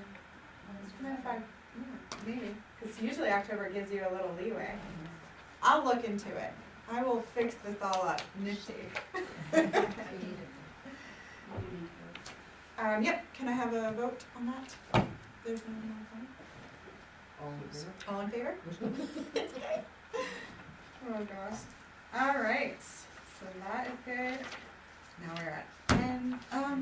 Would you mind if we did warrants before we adjourn? Whatever you want. Do you guys mind if we do warrants before executive session? If that means everybody else. That means everyone can leave and Jess can go.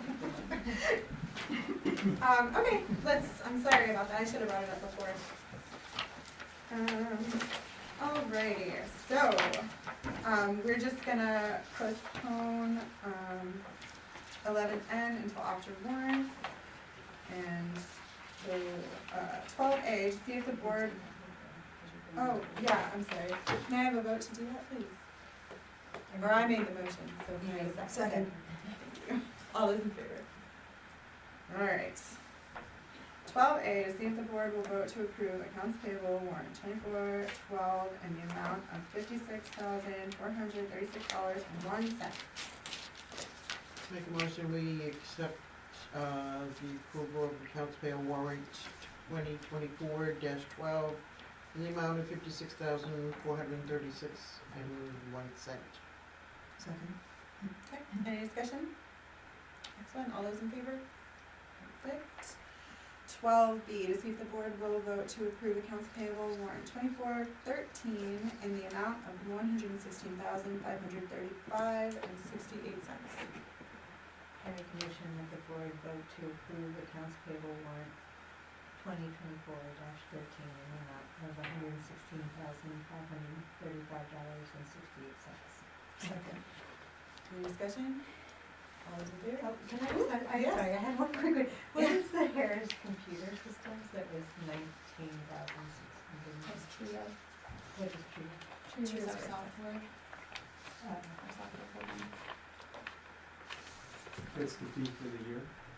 Yes, how much was that? 19. It's almost 10,000. No, that's monthly. That's monthly? We paid $20,000 $20,000 a month? a month to use the software. You kind of need it. Cool. for Trio. Runs all the time. Is that the email too? Okay. Okay. I do not pay $20,000 to email.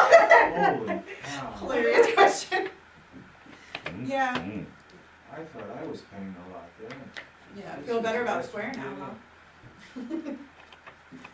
But that, if I'm not mistaken, that links everything, get government-wide, it's all towns run. Is that So right? that's our assessing, that's our, That's collecting that's everything. registrations. Taxes, Yeah. all this stuff. Right, that's how we communicate with the state, that's A our very commitment, Right. that's everything. It's the software. That's the main I function. should have picked up on that number. That's a big catch, right? So are we ready to vote? Excellent. All those in favor? Super. Thank you for looking at the warrant, by the way. That's the first warrant question I had, thank you.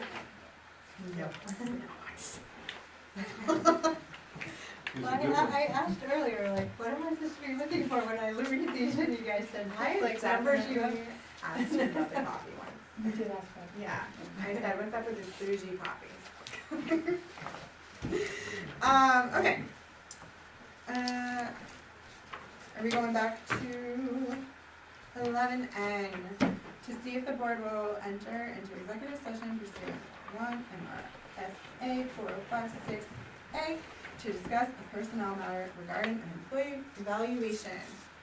I make a motion to go into executive session. I will second that motion. Any discussion? All those in favor? All those opposed? Alright, going into executive session.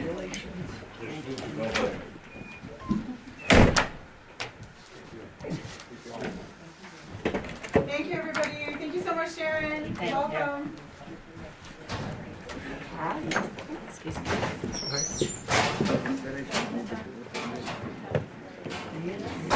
Good man. Sorry. No problem.